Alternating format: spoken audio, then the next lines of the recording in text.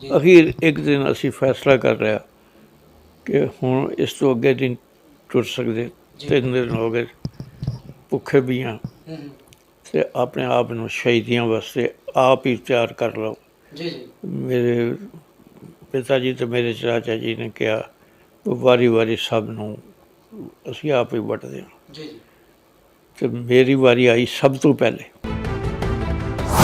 ਅੱਜ ਇਹਨਾਂ ਸਾਰਿਆਂ ਨੇ ਤੁਹਾਨੂੰ ਮਸੀਤ ਵਿੱਚ ਲੈ ਕੇ ਜਾਣਾ ਸ਼ਾਮ ਨੂੰ ਔਰ ਉੱਥੇ ਉਹਨਾਂ ਕਹਿਣਾ ਜਾਂ ਇਸਲਾਮ ਕਬੂਲ ਕਰੋ ਜਾਂ ਗਰਦਨ ਰੱਖੋ, ਤੁਹਾਨੂੰ ਵੱਢ ਦੇਣਾ। ਮੈਂ ਇਸ 'ਚ ਕੁਝ ਨਹੀਂ ਕਰ ਸਕਦਾ। ਅਸੀਂ ਕਿ ਜੇ ਤੂੰ ਇਹ ਕਹਿ ਤੇਰੇ ਨਾਲ ਮਰਨ ਤਾਂ ਫਿਰ ਠੀਕ ਹੈ, ਅਸੀਂ ਵੀ ਤਿਆਰ ਹੀ ਹਾਂ, ਇਸ ਤੋਂ ਹੈ ਹੀ ਮਰਨ ਵਾਸਤੇ। ਹੁਣ ਕੁਦਰਤ ਦੀ ਕਰਨੀ ਦੇਖੋ ਕਿ ਸ਼ਾਮ ਨੂੰ 4 ਵਜੇ ਹਵਾਈ ਜਹਾਜ਼ ਉਸ ਪਿੰਡ ਦੇ ਉੱਤੇ ਉੱਡਦਾ ਦੇਖਿਆ ਸੀ। ਅਸੀਂ ਬਾਹਰ ਆ ਗਏ। ਬਾਹਰ ਆਏ ਤਾਂ ਉਹ ਜਹਾਜ਼ ਕਦੇ ਡਿਪ ਕਰੇ, ਕਦੇ ਐਂ ਕਰੇ, ਕਦੇ ਐਂ ਕਰੇ, ਕਦੇ ਗੇੜੇ ਕੱਟੇ। ਅਸੀਂ ਉਹਨੂੰ ਇਸ਼ਾਰੇ ਕੀਤੇ। ਮੈਨੂੰ ਕਹਿੰਦੇ ਕਿਹੜੀ ਜਮਾਤ 'ਚ ਦਾਖਲ ਹੋਣਾ ਤੂੰ? ਮੈਂ ਕਿਹਾ 8ਵੀਂ 'ਚ। ਕਹਿੰਦੇ 7 ਪਾਸ ਕੀਤੀਆਂ ਨਹੀਂ? ਮੈਂ ਕਿਹਾ ਨਹੀਂ। 6 ਪਾਸ ਕੀਤੀਆਂ ਨੇ? ਮੈਂ ਕਿਹਾ ਨਹੀਂ। 5 ਪਾਸ ਕੀਤੀਆਂ ਨੇ? ਮੈਂ ਕਿਹਾ ਨਹੀਂ। ਜਿਹੜਾ ਸਕੂਲ ਮਾਸਟਰ ਸੀ ਗਿਆਨੀ, ਉਹ ਡਾਡਾ ਆਦਮੀ ਸੀ। ਉਹ ਕਹਿਣਗੇ ਇਸ ਖੋਤੇ ਨੂੰ, ਇਸ ਊਠ ਨੂੰ ਪਹਿਲੀ ਜਮਾਤ 'ਚ ਦਾਖਲ ਕਰਨਾ। ਮੈਂ ਕਿਹਾ ਜੀ ਤੁਸੀਂ ਜੋ ਮਰਜ਼ੀ ਕਹੋ, ਜੇ ਮੈਂ ਦਾਖਲ ਹੋਣਾ ਤਾਂ 8ਵੀਂ 'ਚ ਹੀ ਹੋਣਾ ਹੈ। ਮੈਂ ਕਿਹਾ ਹੁਣ ਉਹ ਗੱਲ ਖਤਮ ਹੋ ਗਈ, ਮੈਂ ਕੁਛ ਕਰਨਾ ਚਾਹੁੰਦਾ ਅਤੇ ਕਰਨ ਵਾਸਤੇ ਮੈਂ ਗੁਰੂ ਗ੍ਰੰਥ ਸਾਹਿਬ ਨੂੰ ਚੁਣਿਆ ਕਿ ਮੇਰੇ ਕੋਲ ਇੱਕੋ ਇੱਕ ਸਾਧਨ ਹੈ, ਸ਼੍ਰੀ ਗੁਰੂ ਗ੍ਰੰਥ ਸਾਹਿਬ। ਕਿ ਅਗਰ ਮੈਂ ਗੁਰੂ ਗ੍ਰੰਥ ਸਾਹਿਬ ਦਾ ਲੜ ਫੜ ਰਿਹਾ, ਕੁਛ ਕਣ ਮਾਤਰ ਦੀ ਸਮਝ ਆ ਗਈ ਤਾਂ ਮੈਂ ਸਮਝਾਂ ਕਿ ਮੈਂ ਚੰਗਾ ਬੰਦਾ, ਕਿਉਂਕਿ ਗੁਰੂ ਗ੍ਰੰਥ ਸਾਹਿਬ ਵਿੱਚ ਜੋ ਕੁਛ ਵੀ ਹੈ ਵਧੀਆ ਵਧੀਆ ਵਧੀਆ ਵਧੀਆ ਤੋਂ ਵੀ ਵਧੀਆ ਹੈ। ਹੈਡ ਮਾਸਟਰ ਅਤੇ ਉਹ ਹੀ ਸੈਕਿੰਡ ਹੈਡ ਮਾਸਟਰ, ਹੁਣ ਉਹ ਰਿਟਾਇਰ ਹੋ ਚੁੱਕੇ ਸਨ। ਇਹ ਉਸ ਪਹਿਲੀ ਗੱਲ ਤੋਂ ਮੇਰਾ 20 ਸਾਲ ਵੀ ਲੰਘ ਗਏ ਹੋਣੇ। ਅਤੇ ਬਾਹਰ ਲੋਕ ਜਿਹੜੇ ਮੈਨੂੰ ਛੱਡਣ ਆਏ ਤਾਂ ਵਿੱਚ ਉਹ ਵੀ ਦੋਨੋਂ ਸਨ, ਪਰ ਉਹ ਪਿੱਛੇ ਖੜ੍ਹੇ ਸਨ। ਮੈਂ ਉਹਨਾਂ ਨੂੰ ਦੇਖ ਲਿਆ।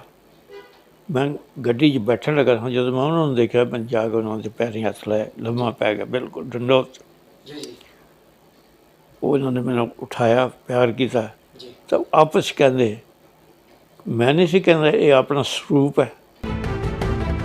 ਗੁਰੂ ਗੋਬਿੰਦ ਸਿੰਘ ਜੀ ਨੇ ਸਾਨੂੰ ਅਖੀਰ ਦੇ ਵਿੱਚ ਇਹ ਇੱਕ ਅਖੀਰਲਾ ਸਾਡਾ ਗੁਰੂ ਦੇ ਰੂਪ ਦੇ ਵਿੱਚ ਸਾਨੂੰ ਸਪੁਰਦ ਕਰ ਦਿੱਤਾ ਔਰ ਇਸੇ ਤੋਂ ਮਾਰਗਦਰਸ਼ਨ ਦੇ ਲਈ ਇਹ ਕਿਹਾ। ਅਤੇ ਬਾਕੀ ਅਸੀਂ ਜਿਹੜੇ ਸਾਡੇ ਸਿੱਖ ਨੇ ਮਤਲਬ ਇਸ ਨੂੰ ਹੀ ਲੈ ਕੇ ਚੱਲਣ, ਜੇ ਵੀ ਭਟਕਣਾ ਦੇ ਵਿੱਚ ਨੇ, ਹੋਰੇ ਹੋਰੇ ਪਾਸੇ ਭੱਜੇ ਜਾਂਦੇ ਨੇ, ਉਹਨਾਂ ਨੂੰ ਵੀ ਜਾਂਦੇ ਜਾਂਦੇ ਕੋਈ ਨਾ ਕੋਈ ਆਪਣੀਆਂ ਇਸ ਅੱਜ ਦੀ ਇੰਟਰਵਿਊ ਦੇ ਮਾਧਿਅਮ ਤੋਂ, ਗੱਲਬਾਤ ਦੇ ਮਾਧਿਅਮ ਤੋਂ ਸੰਦੇਸ਼ ਜ਼ਰੂਰ ਦਿਓ। ਮੈਂ ਹਾਂ ਗੁਰਪ੍ਰੀਤ ਸਿੰਘ ਮਹਿਦੂਦਾ, ਤੁਸੀਂ ਦੇਖ ਰਹੇ ਹੋ ਚੈਨਲ ਦੇਸ਼ ਦੁਨੀਆ। ਚੈਨਲ ਦੇਸ਼ ਦੁਨੀਆ ਦੇ ਇਸ ਖਾਸ ਪ੍ਰੋਗਰਾਮ ਦੇ ਵਿੱਚ ਅੱਜ ਤੁਹਾਡੀ ਮੁਲਾਕਾਤ ਡਾਕਟਰ ਸਰੂਪ ਸਿੰਘ ਜੀ ਲਾਗ ਨਾਲ ਕਰਵਾਉਣ ਜਾ ਰਹੇ ਹਾਂ ਔਰ ਬਹੁਤ ਹੀ ਅਹਿਮ ਮੁੱਦਿਆਂ ਦੇ ਉੱਤੇ ਚਰਚਾ ਕਰਨ ਜਾ ਰਹੇ ਹਾਂ, ਜਿਹਦੇ ਵਿੱਚ ਸ੍ਰੀ ਗੁਰੂ ਗ੍ਰੰਥ ਸਾਹਿਬ ਜੀ, ਇਸ ਤੋਂ ਬਿਨਾਂ ਇਹਨਾਂ ਦੁਆਰਾ ਜਿਹੜਾ ਲਿਖਤ ਇਤਿਹਾਸ ਆ ਉਸ ਦੇ ਉੱਤੇ, ਸਾਹਿਤ ਆ ਉਸ ਦੇ ਉੱਤੇ ਜੀ ਚਰਚਾ ਕਰਾਂਗੇ। ਡਾਕਟਰ ਸਰੂਪ ਸਿੰਘ ਜੀ ਲਾਗ ਬਾਰੇ ਸਾਰੇ ਭਲੀ ਭਾਂਤ ਜਾਣਦੇ ਨੇ, ਪਰ ਜਿਹੜੇ ਦਰਸ਼ਕਾਂ ਨੂੰ ਇਹਨਾਂ ਦੇ ਬਾਰੇ ਨਹੀਂ ਪਤਾ ਜਾਂ ਘੱਟ ਜਾਣਕਾਰੀ ਹੈ, ਤੇ ਉਹਨਾਂ ਦੀ ਜਾਣਕਾਰੀ ਦੇ ਵਿੱਚ ਵਾਧਾ ਕਰਦੇ ਹੋਏ ਦੱਸ ਦਿੰਦੇ ਹਾਂ ਕਿ ਡਾਕਟਰ ਸਰੂਪ ਸਿੰਘ ਜੀ ਲੱਗ PhD ਡੀ.ਲਿਟ ਨੇ ਅਮਰੀਕਾ ਤੋਂ। ਇਸ ਤੋਂ ਬਿਨਾਂ ਬਿਜਲੀ ਬੋਰਡ ਦੇ ਵਿੱਚ ਇਹ ਡਾਇਰੈਕਟਰ ਐਡਮਿਨਿਸਟ੍ਰੇਟਿਵ ਅਤੇ ਸੈਕਟਰੀ ਰਿਕਰੂਟਮੈਂਟ ਰਹਿ ਚੁੱਕੇ ਨੇ ਅਤੇ ਆਪਣੀਆਂ ਲੰਮੀਆਂ ਸੇਵਾਵਾਂ ਦੇਣ ਦੇ ਨਾਲ ਨਾਲ ਇਹ 5 MA ਕਰਨ ਤੋਂ ਬਾਅਦ ਇਹਨਾਂ ਨੇ ਜਿਹੜਾ ਇਹ 112 ਕਿਤਾਬਾਂ ਨੇ ਜਿਹੜੀਆਂ ਉਹ ਆਪਣੇ ਹੱਥੀਂ ਲਿਖੀਆਂ। ਇਸ ਤੋਂ ਬਿਨਾਂ ਸ੍ਰੀ ਗੁਰੂ ਗ੍ਰੰਥ ਸਾਹਿਬ ਜੀ ਦੀ ਪੂਰੀ ਜਿਹੜੀ ਪੜਚੋਲ ਆ ਇਹਨਾਂ ਦੇ ਵੱਲੋਂ ਕੀਤੀ ਜਾ ਚੁੱਕੀ ਆ। ਉਸ ਦੇ ਸੰਬੰਧ ਦੇ ਵਿੱਚ ਵੀ ਇਹਨਾਂ ਵੱਲੋਂ ਕਿਤਾਬਾਂ ਲਿਖੀਆਂ ਜਾ ਚੁੱਕੀਆਂ ਨੇ ਅਤੇ ਅੱਜ ਤੋਂ ਲਗਭਗ 19 ਸਾਲ ਪਹਿਲਾਂ ਇਹਨਾਂ ਦੀਆਂ ਜਿਹੜੀਆਂ ਕਿਤਾਬਾਂ ਪੜ੍ਹ ਕੇ ਮੈਂ ਇਸੇ ਜਗ੍ਹਾ ਦੇ ਉੱਤੇ ਆਇਆ ਸੀ ਅਤੇ ਪਿੱਛੇ ਜੇ ਅਸੀਂ ਇਹਨਾਂ ਦੀ ਸਟੋਰੀ ਆ ਜਿਹੜੀ ਉਹ ਵੀ ਚਲਾਈ ਸੀ ਅਤੇ ਉਸ ਸਟੋਰੀ ਨੂੰ ਦੁਬਾਰਾ ਫੇਰ ਰਿਪੀਟ ਕਰਨ ਦੇ ਲਈ ਅਸੀਂ ਇਹਨਾਂ ਦੇ ਨਾਲ ਚਰਚਾ ਜੁੜੇ ਹਾਂ।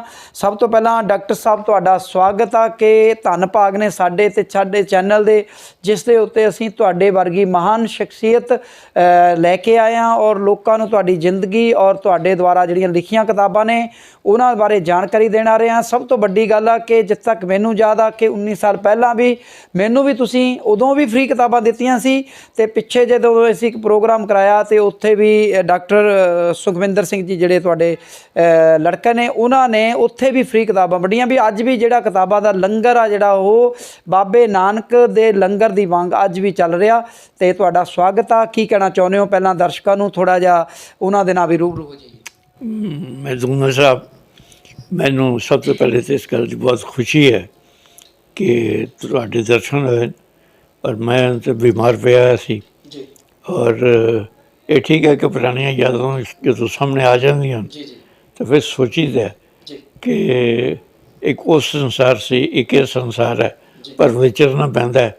ਜੀ ਪਰ ਅੱਜ ਤੁਸੀਂ ਆਏ ਹੋ ਤਾਂ ਮੈਨੂੰ ਥੋੜ੍ਹੀ ਜਿਹੀ ਖੁਸ਼ੀ ਹੋਰ ਵੱਧ ਹੋਈ ਹੈ, ਜੋਸ਼ ਹੋਇਆ ਹੈ ਔਰ ਇੱਛਾ ਹੋਈ ਹੈ ਕਿ ਤੁਹਾਡੇ ਨਾਲ ਗੱਲਬਾਤ ਕਰਕੇ ਕੁਝ ਸਿੱਖ ਸਕਾਂ, ਕੁਝ ਦੱਸ ਸਕਾਂ। ਜੀ ਜੀ ਅੱਛਾ ਡਾਕਟਰ ਸਾਹਿਬ, ਪਹਿਲਾਂ ਆਪਾਂ ਤੁਹਾਡੇ ਜਨਮ ਤੋਂ ਲੈ ਕੇ ਤੁਹਾਡੀ ਸਟੱਡੀ ਦੇ ਇਸ ਪਾਰਟ ਨੂੰ ਪੂਰਾ ਕਰ ਲਈਏ ਵੀ ਇਸ ਬਾਰੇ ਥੋੜ੍ਹੀ ਜਿਹੀ ਦਰਸ਼ਕਾਂ ਨੂੰ ਜਾਣਕਾਰੀ ਦਿਓ।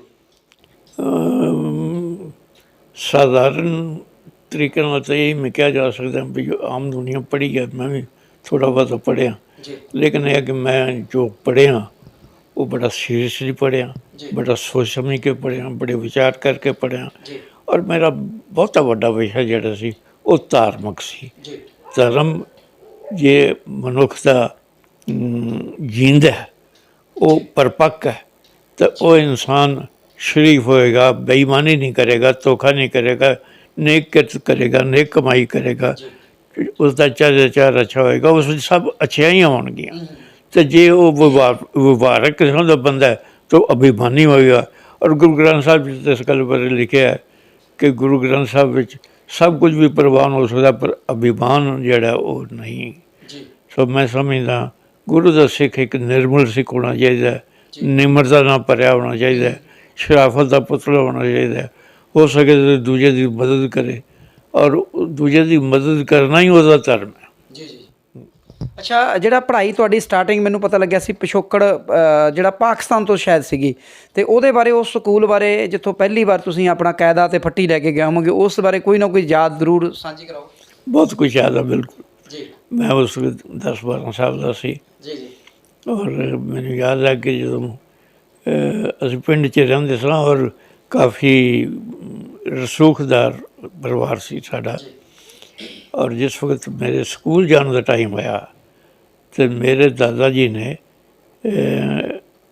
ਇੱਕ ਹੈੱਡ ਮਾਸਟਰ ਨੂੰ ਅੰਗੇਜ ਕਰਕੇ ਇੱਕ ਮਕਾਨ ਨਵਾਂ ਉਹਦੇ ਵਾਸਤੇ ਬਣਵਾਇਆ ਆਪਣੇ ਪਿੰਡ 'ਚ ਹੀ, ਵੀ ਹੈੱਡ ਮਾਸਟਰ ਇੱਥੇ ਰਿਹਾ ਕਰੇਗਾ।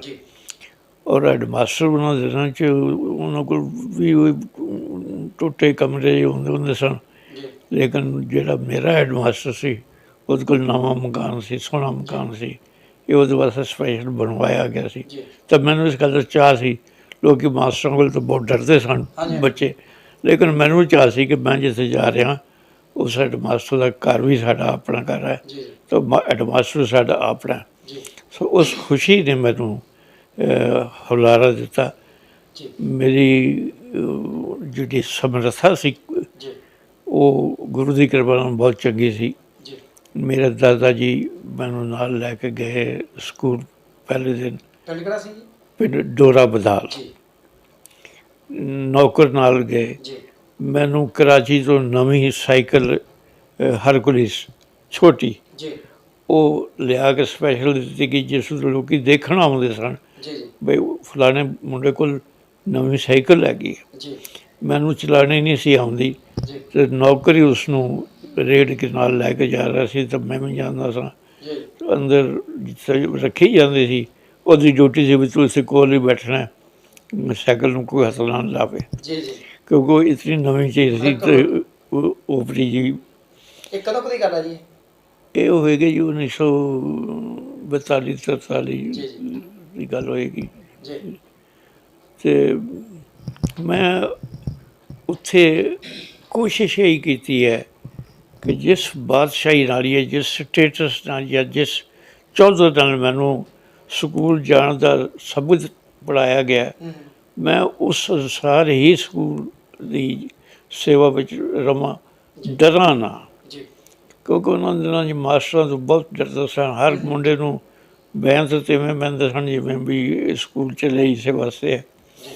ਲੇਕਿਨ ਮੇਰੇ ਤਾਂ ਗੁਰੂ ਦੀ ਕਿਰਪਾ ਰਹੀ। ਵੈਸੇ ਪੜ੍ਹਾਈ 'ਚ ਵੀ ਮੈਂ ਚੰਗਾ ਸਾਂ, ਔਰ ਜਦੋਂ ਸਕੂਲ ਵਿੱਚ ਮੈਂ ਰਹਿੰਦਾ ਸਾਂ ਅਤੇ ਇਹ ਮੇਰਾ ਕਮਰਾ ਨਾਲ ਬਾਰੀ ਹੈ ਅਤੇ ਬਾਹਰ ਮੇਰੇ ਦਾਦਾ ਜੀ ਬੈਠੇ ਨੇ। ਮੇਰੀ ਦਾਦੀ ਜੀ ਕਦੇ ਰੋਟੀਆਂ ਪਕਾ ਕੇ ਲਿਆ ਰਹੇ ਨੇ, ਕਦੇ ਪਰੌਂਠੇ ਬਣਾ ਕੇ ਲਿਆ ਰਹੇ ਨੇ, ਕਦੇ ਕੁਝ ਕਰਕੇ ਲਿਆ ਰਹੇ ਨੇ। ਮੈਂ ਦੇਖਾਂ ਮੈਂ ਉਹਦਾ ਕੀ ਹਾਲ ਹੈ। ਰੌਣਕ ਲੱਗੀ ਰਹਿੰਦੀ ਸੀ ਵੀ ਉਹ ਸਕੂਲ ਗਿਆ ਤਾਂ ਸਾਰੇ ਹੀ ਸਕੂਲ ਦੇ ਪਾਸੇ ਟੁਰੀ ਜਾ ਰਹੇ ਸਨ। ਮਤਲਬ ਮੇਰਾ ਇਹ ਬਚਪਨਾ ਸੀ ਸਕੂਲ ਦਾ, ਔਰ ਮੈਂ ਬਹੁਤ ਇੰਜੋਏ ਕੀਤਾ। ਕਿੰਨੇ ਭੈਣ ਭਰਾ ਸੀ? ਭੈਣ ਭਰਾ ਅਸੀਂ, ਮੇਰੀਆਂ 4 ਸਿਸਟਰ, 4 ਅਸੀਂ ਬ੍ਰਦਰਸ। ਜੀ ਜੀ ਲੇਕਿਨ ਜਦੋਂ ਪਾਕਿਸਤਾਨ ਬਣ ਗਿਆ ਜੀ ਤਾਂ ਹਾਲਾਤ ਬਦਲ ਗਏ। ਜੀ ਜੀ ਹਾਲਾਤ ਐਸੇ ਬਦਲੇ ਜੀ ਕਿ ਮੇਰੇ ਕੋਲ ਉਹਨਾਂ ਦਿਨਾਂ 'ਚ ਫਸਟ ਕਲਾਸ ਕੜੀ ਹੁੰਦੀ ਸੀ ਜਿਹੜੀ ਮੈਂ ਗੁੱਟਣਾ ਬੰਨਦਾ ਸਾਂ। ਸਾਡੇ ਗਰਮ ਸਰਦੀਆਂ ਦੇ ਕੱਪੜਿਆਂ ਵਾਸਤੇ ਬਾਕਾਇਦਾ ਬੰਦੇ ਆਉਂਦੇ ਸਨ, ਅਤੇ ਉਹ ਸਾਡੇ ਟੱਬਰ ਦੇ ਮੇਰੀਆਂ 2 ਸਿਸਟਰ ਅਤੇ ਮੈਂ ਸਭ ਇਸ ਤਰ੍ਹਾਂ ਹੀ ਸਾਂ। ਤਾਂ ਉਹ ਸਾਡੇ ਕੱਪੜੇ ਤਿਆਰ ਕਰਕੇ ਸਵਾ ਕੇ ਦਿਖਾ ਕੇ ਸਾਰੇ ਪਿੰਡ ਨੇ ਦੇਖਣੇ ਬਈ ਉਹਨਾਂ ਸਰਦਾਰਾਂ ਦੇ ਅੱਜ ਕੱਪੜੇ ਆਏ ਨੇ, ਆਪ ਦੇਖ ਕੇ ਆਈਏ। ਸੋ ਇਸ ਕਿਸਮ ਦੀ ਰੰਗੀਨ ਜਿਹੀ ਸ਼ਾਬਾਸ਼ੀ ਵਾਲੀ ਉੱਤਮ ਜ਼ਿੰਦਗੀ ਜੀਣ ਦਾ ਮੈਂ ਇੱਕ ਕਿਸਮ ਦਾ ਅਭਿਆਸੀ ਹੋ ਗਿਆ, ਔਰ ਮੈਨੂੰ ਨਹੀਂ ਸੀ ਪਤਾ ਵੀ ਅੱਗੇ ਮੇਰੇ ਵਾਸਤੇ ਕੀ ਹੈ। ਔਰ ਹੁਣ ਅਗਲਾ ਪੱਖ ਇਹ ਹੈ, ਆਜ਼ਾਦੀ ਤੇ ਵੰਡ ਹੋਈ ਆ, ਜਿਵੇਂ ਆਪਾਂ ਉਹਦੇ ਤੇ ਚੱਲਦੇ ਹਾਂ ਹੁਣ, ਕਿਉਂਕਿ ਸ਼ਾਇਦ ਤੁਸੀਂ ਵੀ ਉੱਥੇ ਆਉਣ ਵਾਲੇ ਸੀਗੇ। ਅਤੇ ਉੱਥੇ ਜਿਹੜੀ ਮੇਰੀ ਗੱਲ ਨਾਲ ਰਹਿ ਜਾਵੇ ਵੀ ਉਹ ਜਿਹੜੇ ਹਾਲਾਤ ਕਿਹੋ ਜਿਹੇ ਸੀ, ਉਮਰ ਕਿੰਨੀ ਸੀ, ਅਤੇ ਕਿਵੇਂ ਫਿਰ ਭਾਰਤ ਦੇ ਵਿੱਚ ਜਾਂ ਪੰਜਾਬ ਦੇ ਵਿੱਚ ਪਹੁੰਚੇ ਅਤੇ ਸਟੈਂਡ ਹੋਏ? 10 ਮਾਰਚ 1947 ਦੀ ਗੱਲ ਹੈ। ਉਸ ਦਿਨ ਮੇਰਾ ਪਹਿਲਾ ਪੇਪਰ ਸੀ ਇੰਗਲਿਸ਼ ਦਾ ਸਾਲਾਨਾ। ਕਿਹੜੀ ਕਲਾਸ? ਮੈਂ ਉਸ ਨੂੰ 5ਵੀਂ ਕਲਾਸ 'ਚ ਪੜ੍ਹਦਾ ਸਾਂ। ਅਤੇ ਮੇਰੇ ਭੂਆ ਜੀ ਸਾਡੇ ਘਰ ਆਏ ਅਤੇ ਮੇਰੇ ਪਿਤਾ ਜੀ ਨੂੰ ਕਹਿਣ ਲੱਗੇ, ਅੱਜ ਤੁਸੀਂ ਸਰੂਪ ਨੂੰ ਸਕੂਲ ਨਹੀਂ ਭੇਜਣਾ। ਅੱਛਾ। ਉਹ ਕਹਿਣ ਲੱਗੇ ਅੱਜ ਤਾਂ ਉਹਦਾ ਸਾਲਾਨਾ ਇਮਤਿਹਾਨ ਹੈ, ਇਸ ਤਰ੍ਹਾਂ ਅਰਦਾਸਾਂ ਕਰਕੇ ਬੈਠੇ ਹਾਂ, ਸਾਰੇ ਪਾਸੇ ਪ੍ਰਸ਼ਾਦ ਕਰਾ ਕੇ ਆਏ ਹਾਂ। ਉਹ ਕਹਿੰਦੇ ਚਾਹੇ ਕੁਛ ਵੀ ਹੈ, ਤੁਸੀਂ ਅੱਜ ਉਸ ਨੂੰ ਨਹੀਂ ਭੇਜਣਾ, ਕਿਉਂਕਿ ਮੈਨੂੰ ਸ਼ਹਿਰ 'ਚ ਸਵੇਰੇ ਸਵੇਰੇ ਹੀ ਕੁਝ ਬੇਗਾਨੇ ਜਿਹੇ ਬੰਦੇ ਫਿਰਨੇ, ਜਿਸ ਤੋਂ ਮੈਂ ਅੰਦਾਜ਼ਾ ਲਾਉਂਦੀ ਹਾਂ ਕਿ ਸ਼ਹਿਰ ਕਸਬਾ ਸੀ, ਸਾਡਾ ਪਿੰਡ ਸੀ, ਉਹਦੇ ਹਾਲਾਤ ਠੀਕ ਨਹੀਂ ਅਤੇ ਤੁਸੀਂ ਇਹਨੂੰ ਨਾ ਭੇਜਣਾ। ਅਤੇ ਦੂਸਰੀ ਗੱਲ ਇਹ ਕਿ ਥੋੜ੍ਹੀ ਦੇਰ ਦੇ ਅੰਦਰ ਅੰਦਰ ਤੁਸੀਂ ਆਰਾਮ ਨਾਲ ਇੱਥੋਂ ਸ਼ਿਫਟ ਕਰਕੇ ਮੇਰੇ ਘਰ ਆ ਜਾਣਾ। ਉਹ ਸ਼ਹਿਰ ਦੇ ਵਿੱਚ ਸੀ, ਗੁਰਦੁਆਰੇ ਦੇ ਨਾਲ ਸੀ, ਸਾਡਾ ਸ਼ੁਰੂ ਵੀ ਸੀ ਖੁੱਲ੍ਹਾ। ਅਤੇ ਮੇਰੇ ਪਿਤਾ ਜੀ ਨਾ ਕਰ ਸਕੇ, ਅਤੇ ਅਸੀਂ ਫੈਸਲਾ ਕਰ ਲਿਆ ਵੀ ਭਾਵੇਂ ਸਾਲ ਜ਼ਾਇਆ ਹੋ ਜਾਏ ਜਾਂ ਕੁਛ ਹੋ ਜਾਏ, ਜੇ ਭੈਣ ਜੀ ਕਹਿੰਦੇ ਮੈਂ ਨਹੀਂ ਭੇਜਣਾ ਤਾਂ ਅਸੀਂ ਨਹੀਂ ਭੇਜਣਾ। ਮੇਰਾ ਨਾਲ ਜਿਹੜਾ ਬੱਚਾ ਪੜ੍ਹਦਾ ਸੀ, ਇੱਕੋ ਹੀ ਘਰ ਦੀ ਦੀਵਾਰ ਸਾਂਝੀ ਸੀ ਵਿੱਚ। ਉਹ ਕਹਿੰਦੇ ਯਾਰ ਮੈਂ ਤਾਂ ਜ਼ਰੂਰ ਜਾਵਾਂਗਾ, ਸਾਲਾਨਾ ਇਮਤਿਹਾਨ ਹੈ। ਮੈਂ ਕਿਹਾ ਯਾਰ ਮੇਰੇ ਘਰ ਵਾਲਿਆਂ ਨੇ ਮੰਨ ਮੈਂ ਤਾਂ ਨਹੀਂ ਜਾ ਸਕਦਾ। ਅਤੇ ਉਸ ਦੇ ਪਿਓ ਨੇ ਵੀ ਕਿਹਾ ਵੀ ਇਹ ਤਾਂ ਜ਼ਰੂਰ ਜਾਏਗਾ। ਸੋ ਉਹ ਚਲਾ ਗਿਆ ਅਤੇ ਉੱਥੋਂ ਮੁੜ ਕੇ ਨਹੀਂ ਆਇਆ, ਉਹਨਾਂ ਨੇ ਮਾਰਤਾ ਉਸਨੂੰ। ਅੱਛਾ ਅੱਛਾ। ਛੋਟੇ 10 ਮਾਰਚ ਦੀ ਮਤਲਬ ਇਹ 10 ਮਾਰਚ ਨੂੰ ਉਹ 11-12 ਵਜੇ ਮਾਰਿਆ ਵੀ ਗਿਆ। ਜੀ ਜੀ। ਅਤੇ ਅਸੀਂ ਔਖੇ ਸੌਖੇ ਆਪਣੀ ਭੂਆ, ਮਤਲਬ ਇਹ ਗੱਲ ਜਿਹੜੀ ਕਤਲੇਆਮ ਪਹਿਲਾਂ ਹੀ ਸ਼ੁਰੂ ਹੋ ਗਿਆ ਸੀ? ਬਹੁਤ ਪਹਿਲੇ 10 ਮਾਰਚ ਨੂੰ ਸਾਡੇ ਉੱਤੇ ਆਫਤ ਦੀ ਘੜੀ ਸੀ 1947 'ਚ। 5 ਮਹੀਨੇ ਪਹਿਲਾਂ ਹੀ? ਹਾਂਜੀ, ਦੇਸ਼ ਦੀ 15 ਅਗਸਤ ਤੋਂ ਬਹੁਤ ਪਹਿਲੇ ਅਸੀਂ ਬਹੁਤ ਕੁਝ ਮਾਰ ਖਾ ਚੁੱਕੇ ਸੀ। ਸੋ ਉੱਥੋਂ ਫਿਰ ਅਸੀਂ ਸ਼ਾਮ ਤੱਕ ਉੱਥੇ ਡਟੇ ਰਹੇ। ਰਾਤ ਨੂੰ ਅੱਗਾਂ ਲੱਗਣੀਆਂ ਸ਼ੁਰੂ ਹੋ ਗਈਆਂ। ਉਹਨਾਂ ਦੀ ਲੁੱਟ ਮਾਰ ਦਾ ਮਾਹੌਲ ਸੀ। ਸਾਰੀ ਰਾਤ ਪਿੰਡ ਇਸ ਤਰ੍ਹਾਂ ਚਮਕਦਾ ਰਿਹਾ, ਸਭ ਪਾਸੇ ਅੱਗ ਲੱਗੀ ਹੈ। ਅਤੇ ਅਸੀਂ ਉੱਥੋਂ ਦਾਅ ਲਾ ਕੇ ਅੱਧੀ ਕੁ ਰਾਤ ਨੂੰ ਪਿੰਡੋਂ ਬਾਹਰ ਆ ਗਏ। ਬਾਹਰ ਫਿਰ ਅਸੀਂ ਇਹ ਨਹੀਂ ਦੇਖਿਆ, ਸਾਨੂੰ ਤਾਂ ਪਤਾ ਵੀ ਨਹੀਂ ਕਿੱਧਰ ਜਾ ਰਹੇ ਅਤੇ ਕਿੱਧਰ ਨਹੀਂ ਜਾ ਰਹੇ, ਪਰ ਜਿੱਧਰ ਵੀ ਕਿੱਧਰ ਮੂੰਹ ਕੀਤਾ ਅਸੀਂ ਕਿ ਮਰਨਾ ਤਾਂ ਹੈ ਹੀ ਹੈ, ਜਿੱਧਰ ਟੁਰ ਪਓ ਉੱਧਰ ਚੱਲ ਜਾਓ। ਔਰ 5 ਦਿਨ ਅਸੀਂ ਬੜੇ ਔਖੇ ਕੱਟੇ ਨੇ। ਆਏ ਕਰਦੇ ਸੀ ਉਦੋਂ? ਹਾਂਜੀ, ਆਏ ਕਰਦੇ ਸੀ? ਪੈਦਲ ਚੱਲ ਰਹੇ ਸੀ। ਅੱਛਾ, ਪੈਦਲ? ਪੈਦਲ ਜੀ। ਅਤੇ ਲੁਕ ਛਿਪ ਕੇ ਚੱਲ ਰਹੇ ਸੀ। ਅਖੀਰ ਇੱਕ ਦਿਨ ਅਸੀਂ ਫੈਸਲਾ ਕਰ ਲਿਆ ਕਿ ਹੁਣ ਇਸ ਤੋਂ ਅੱਗੇ ਨਹੀਂ ਟੁਰ ਸਕਦੇ। 3 ਦਿਨ ਹੋ ਗਏ ਭੁੱਖੇ ਵੀ ਹਾਂ ਅਤੇ ਆਪਣੇ ਆਪ ਨੂੰ ਸ਼ਹੀਦੀਆਂ ਵਾਸਤੇ ਆਪ ਹੀ ਤਿਆਰ ਕਰ ਲਓ। ਮੇਰੇ ਪਿਤਾ ਜੀ ਅਤੇ ਮੇਰੇ ਚਾਚਾ ਜੀ ਨੇ ਕਿਹਾ ਵਾਰੀ ਵਾਰੀ ਸਭ ਨੂੰ ਅਸੀਂ ਆਪ ਹੀ ਵੱਢਦੇ ਹਾਂ ਅਤੇ ਮੇਰੀ ਵਾਰੀ ਆਈ ਸਭ ਤੋਂ ਪਹਿਲੇ। ਹਾਲਾਂਕਿ ਉਹ ਕਹਿੰਦੇ ਸੀ ਇਹ ਸਭ ਤੋਂ ਪਿਆਰਾ ਮੈਂ ਇਕੱਲਾ ਸਾਂ, ਪਰ ਮੈਂ ਇਹ ਗੱਲ ਕਹੀ ਵੀ ਮੈਂ ਮਰਨ ਤਾਂ ਲੱਗਾ, ਪਰ ਮੈਨੂੰ ਇਹੋ ਜਿਹੇ ਮਾਂ ਪਿਓ ਮਿਲਣਗੇ ਕਿੱਥੋਂ। ਉਹਦੇ ਨਾਲ ਫਿਰ ਰੋਣਾ ਸ਼ੁਰੂ ਹੋ ਗਿਆ। ਅਤੇ ਜਿੱਥੇ ਅਸੀਂ ਖੜ੍ਹੇ ਸੀ ਉਹ ਦਰਿਆ ਸੀ ਹਲਕਾ ਜਿਹਾ, ਅਤੇ ਉਹਦੇ ਸਾਹਮਣੇ ਉੱਚੀ ਗੁੰਮਟੀ ਸੀ, ਉੱਥੇ ਮੁਸਲਮਾਨੀਆਂ ਬੈਠੀਆਂ ਹੁਣ, ਉਹ ਮਸਜਿਦ ਸੀ। ਉਹ ਰੌਲਾ ਪਾਈ ਜਾਣ, ਸ਼ਾਮ ਦੇ ਟਾਈਮ ਸੀ, ਦਿਨ ਡੁੱਬਣ ਵਾਲਾ ਸੀ। ਉਹ ਰੌਲਾ ਪਾਈ ਜਾਣ ਨੱਸ ਜਾਓ ਇੱਥੋਂ, ਨੱਸ ਜਾਓ, ਮਾਰੇ ਜਾਓ, ਨੱਸ ਜਾਓ। ਅਸੀਂ ਕਿਹਾ ਅਸੀਂ ਇੱਥੇ ਹੀ ਮਰਾਂਗੇ। ਉਹ ਕਹਿੰਦੇ ਮਰਨ ਵਾਸਤੇ ਤਾਂ ਕਿਧਰ ਵੀ ਮਰ ਸਕਦੇ ਹੋ, ਅਤੇ ਜੇ ਬਚ ਸਕਦੇ ਹੋ ਤਾਂ ਬਚਣ ਦੀ ਕੋਸ਼ਿਸ਼ ਕਰੋ। ਅੱਲਾ ਬਚਣ ਦਾ ਰਾਹ ਵੀ ਸਾਡੇ ਕੋਲ ਹੈ। ਅੱਲਾ ਦਾ ਵਾਸਤਾ ਬਚਣ ਦੀ ਗੱਲ ਕਰੋ, ਮਰਨ ਦੀ ਨਾ ਕਰੋ। ਅਖੀਰ ਫਿਰ ਅਸੀਂ ਫੈਸਲਾ ਕੀਤਾ ਵੀ ਚਲੋ ਟੁਰ ਪਈਏ। ਅਸੀਂ ਉਸ ਦਰਿਆ ਦੇ ਨਾਲ ਨਾਲ ਟੁਰਦੇ ਗਏ, ਟੁਰਦੇ ਗਏ, ਟੁਰਦੇ ਗਏ। ਹਨੇਰਾ ਪੈ ਗਿਆ, ਜੰਗਲ ਵੀ ਆ, ਠੰਡ ਬਹੁਤ, ਉਸ ਵੇਲੇ ਠੰਡ ਜ਼ਿਆਦਾ ਸੀ ਕਿਉਂਕਿ ਪਹਾੜੀ ਇਲਾਕਾ ਸੀ। ਬਸ ਅਸੀਂ ਸਵੇਰੇ 4 ਵਜੇ ਤੱਕ ਪੈਦਲ ਚੱਲਦੇ ਰਹੇ। ਹੁਣ ਜਿਹੜਾ ਸਾਨੂੰ ਕੋਈ ਮਿਲਦਾ ਸੀ ਉਹ ਇਕੱਲਾ ਤੋਂ ਇਕੱਲਾ ਬੰਦਾ ਮਿਲਦਾ ਸੀ। ਕੋਈ ਲੁੱਟ ਕੇ ਆ, ਕੋਈ ਲੁੱਟਣ ਜਾ ਰਿਹਾ, ਪਰ ਇਕੱਲੇ ਦੇ ਅੱਗੇ ਅਸੀਂ 5 7 8 ਬੰਦੇ ਸਾਂ। ਇਸ ਵਾਸਤੇ ਉਹ ਸਾਨੂੰ ਕੁਛ ਨਹੀਂ ਸੀ ਕਹਿੰਦਾ। ਅਤੇ ਬਚਦੇ ਅਸੀਂ ਸਵੇਰ ਦਾ ਦਿਨ ਚੜ੍ਹ ਗਿਆ। ਉੱਥੇ ਮੇਰੇ ਪਿਤਾ ਜੀ ਦਾ ਦੋਸਤ ਸੀ ਨੰਬਰਦਾਰ, ਅਸੀਂ ਉਹਦੇ ਘਰ ਚਲੇ ਗਏ। ਉਹ ਕਹਿੰਦੇ ਤੁਸੀਂ ਕਿੱਥੇ ਆ ਗਏ, ਮੈਨੂੰ ਮਾਰ ਦੇਣਗੇ। ਅਸੀਂ ਕਿਹਾ ਯਾਰ ਇਤਨੀ ਦੋਸਤੀ ਹੈ, ਅਤੇ ਜੇ ਹੁਣ ਅਸੀਂ ਮਰ ਲੱਗੇ ਤਾਂ ਤੂੰ ਵੀ ਮਰ ਜਾਓ ਸਾਡੇ ਨਾਲ, ਦੇਖੀ ਜਾਓ ਜੋ ਕੁਝ ਹੈਗਾ। ਵੀ ਅਸੀਂ ਜਾਣਾ ਕਿਤੇ ਨਹੀਂ, ਤੇਰੇ ਘਰ ਆਉਣ ਲੱਗੇ ਰੌਲਾ ਪਾ ਕੇ ਸਾਨੂੰ ਬਰਬਾਦ ਹੈ। ਫਿਰ ਉਹ ਦੋਸਤ ਬਹੁਤ ਨੇੜੇ ਦਾ, ਉਸ ਨੇ ਕਿਹਾ ਫਿਰ ਹੁਣ ਆ ਹੀ ਗਏ ਤਾਂ ਆ ਜਾਓ। ਉਹ ਜਿਹੜਾ ਸਾਹਮਣੇ ਕਮਰਾ ਉੱਥੇ ਤੂੜੀ ਤਾੜੀ ਪਈ ਹੈ, ਤੁਸੀਂ ਉਹਦੇ ਵਿੱਚ ਲੁੱਕ ਕੇ ਬੈਠ ਜਾਓ, ਬਾਹਰ ਨਾ ਨਿਕਲਣਾ। ਚਾਹੇ ਅਸੀਂ ਜਾਂਦੇ ਬਾਹਰੋਂ ਮਾਰ ਜਾਂਗੇ, ਕੁਛ ਹੋ ਜਾਏ, ਤੁਸੀਂ ਬੋਲਣਾ ਨਹੀਂ, ਅਸੀਂ ਅੰਦਰ ਵੜ ਨਹੀਂ ਦੇਣਾ ਕਿਸੇ ਨੂੰ। ਅੱਗੋਂ ਜੇ ਤੁਹਾਡੇ ਨਾਲ ਸਾਡੀ ਅੱਲਾ ਦੀ ਕਸਮ ਹੈ ਸਾਨੂੰ ਕੋਈ ਮਾਰੇਗਾ ਤਾਂ ਫਿਰ ਤੁਹਾਨੂੰ ਮਾਰੇਗਾ। ਸਾਨੂੰ ਹੌਸਲਾ ਹੋ ਗਿਆ ਵੀ ਚਲੋ ਇਤਨੀ ਤਾਂ ਬਾਂਹ ਫੜਨ ਵਾਲਾ ਕੋਈ ਹੋਇਆ। ਸੋ ਇਸ ਤਰ੍ਹਾਂ ਅਸੀਂ 5 ਦਿਨ ਉੱਥੇ ਕੱਟੇ। 3 ਦਿਨ ਪਹਿਲੇ ਸੀ ਅਤੇ 2 ਦਿਨ ਹੋਰ ਕੱਟੇ। ਅਖੀਰ ਉਸ ਦਿਨ ਸ਼ਾਮ ਨੂੰ ਉਹਨਾਂ ਨੇ ਕਿਹਾ ਮੇਰੇ ਪਿਤਾ ਜੀ ਨੂੰ ਬੁਲਾ ਕੇ, ਬਈ ਦੋਸਤ ਬਹੁਤ ਦਿਨ ਹੋ ਗਏ, ਸਾਰੀ ਦੁਨੀਆ ਨੂੰ ਪਤਾ ਲੱਗ ਗਿਆ ਵੀ ਕਿਹੜਾ ਕਿਹੜਾ ਬੰਦਾ ਕਿੱਥੇ ਕਿੱਥੇ ਹੈ। ਸਾਡੇ ਬਾਰੇ ਨਹੀਂ ਪਤਾ ਲੱਗਾ ਕਿਉਂਕਿ ਮੈਂ ਨੰਬਰਦਾਰ ਹਾਂ। ਮੈਂ ਕਿਹਾ ਮੈਂ ਨਹੀਂ ਬਣ ਦਿੰਦਾ ਕਿਸੇ ਨੂੰ, ਪਰ ਅੱਜ ਮੈਂ ਵੀ ਕੁਛ ਨਹੀਂ ਕਰ ਸਕਦਾ। ਅੱਜ ਇਹਨਾਂ ਸਾਰਿਆਂ ਨੇ ਤੁਹਾਨੂੰ ਮਸੀਤ ਵਿੱਚ ਲੈ ਕੇ ਜਾਣਾ ਸ਼ਾਮ ਨੂੰ, ਔਰ ਉੱਥੇ ਉਹਨਾਂ ਕਹਿਣਾ ਜਾਂ ਇਸਲਾਮ ਕਬੂਲ ਕਰੋ ਜਾਂ ਗਰਦਨ ਰੱਖੋ, ਤੁਹਾਨੂੰ ਵੱਢ ਦੇਣਾ। ਮੈਂ ਇਸ 'ਚ ਕੁਛ ਨਹੀਂ ਕਰ ਸਕਦਾ। ਅਸੀਂ ਕਿਹਾ ਜੇ ਤੂੰ ਇਹ ਕਹਿ ਤੇਰੇ ਨਾਲ ਮਰਨ ਤਾਂ ਫਿਰ ਠੀਕ ਹੈ, ਅਸੀਂ ਵੀ ਤਿਆਰ ਹੀ ਹਾਂ, ਇਸ ਤਰ੍ਹਾਂ ਹੈ ਹੀ ਮਰਨ ਵਾਸਤੇ। ਹੁਣ ਕੁਦਰਤ ਦੀ ਕਰਨੀ ਦੇਖੋ ਕਿ ਸ਼ਾਮ ਨੂੰ 4 ਵਜੇ ਹਵਾਈ ਜਹਾਜ਼ ਉਸ ਪਿੰਡ ਦੇ ਉੱਤੇ ਉੱਡਦਾ ਦੇਖਿਆ ਸੀ। ਅਸੀਂ ਬਾਹਰ ਆ ਗਏ। ਬਾਹਰ ਆਏ ਤਾਂ ਉਹ ਜਹਾਜ਼ ਕਦੇ ਡਿਪ ਕਰੇ, ਕਦੇ ਐਂ ਕਰੇ, ਕਦੇ ਐਂ ਕਰੇ, ਕਦੇ ਗੇੜੇ ਕੱਟੇ। ਅਸੀਂ ਉਹਨੂੰ ਇਸ਼ਾਰੇ ਕੀਤੇ, ਨੀਵਾਂ ਸੀ, ਇਸ਼ਾਰੇ ਕੀਤੇ। ਵਿੱਚ ਸਾਨੂੰ 1 2 ਸਰਦਾਰ ਫੌਜੀ ਵੀ ਦੇਸੇ ਵਿੱਚ, ਉਹਨਾਂ ਵੀ ਹੱਥ ਲਾਏ ਅਤੇ ਅਸੀਂ ਅੰਦਾਜ਼ਾ ਲਾਇਆ ਵੀ ਇਹ ਬੋੜਨਗੇ, ਸਾਨੂੰ ਮਿਲਣਗੇ, ਆਉਣਗੇ ਸਾਡੇ ਕੋਲ। ਉਹੀ ਗੱਲ ਹੋਈ, ਉਹ ਲੈਂਡ ਕਰ ਗਏ ਜਿੱਥੇ ਕਿਤੇ ਨੇੜੇ ਕਦੇ ਕੱਸ ਕੇ ਸਨ। ਉਸ ਮੋਟਰਸਾਈਕਲਾਂ 'ਤੇ ਉਹ ਸਾਡੇ ਪਿੰਡ ਪਹੁੰਚ ਗਏ ਔਰ ਮਿੰਟਾਂ ਵਿੱਚ ਫਿਰ ਗਏ। ਹੈ 7 8 ਬੰਦੇ ਹੀ ਸਨ, ਪਰ ਮਿੰਟਾਂ ਵਿੱਚ ਉਹ ਸਾਰੇ ਪਿੰਡ 'ਚ ਫਿਰ ਗਏ। ਤਾਂ ਰੌਲਾ ਪੈ ਗਿਆ ਕਿ ਮੁਸਲਮਾਨਾਂ ਨੂੰ ਮਾਰਨ ਵਾਸਤੇ ਆ ਗਏ, ਮੁਸਲਮਾਨਾਂ ਨੂੰ ਮਾਰਨ ਵਾਸਤੇ ਆ ਗਏ। ਹੁਣ ਮੁਸਲਮਾਨਾਂ ਨੂੰ ਭਾਜੜ ਪੈ ਗਈ। ਉਹ ਸਾਡੇ ਕੋਲ ਆਏ ਜਿਹਨਾਂ ਦੇ ਘਰ ਅਸੀਂ ਚੱਲਣਾ ਸੀ ਵੀ ਹੁਣ ਤੁਸੀਂ ਸਾਨੂੰ ਬਚਾਉਣਾ ਹੈ।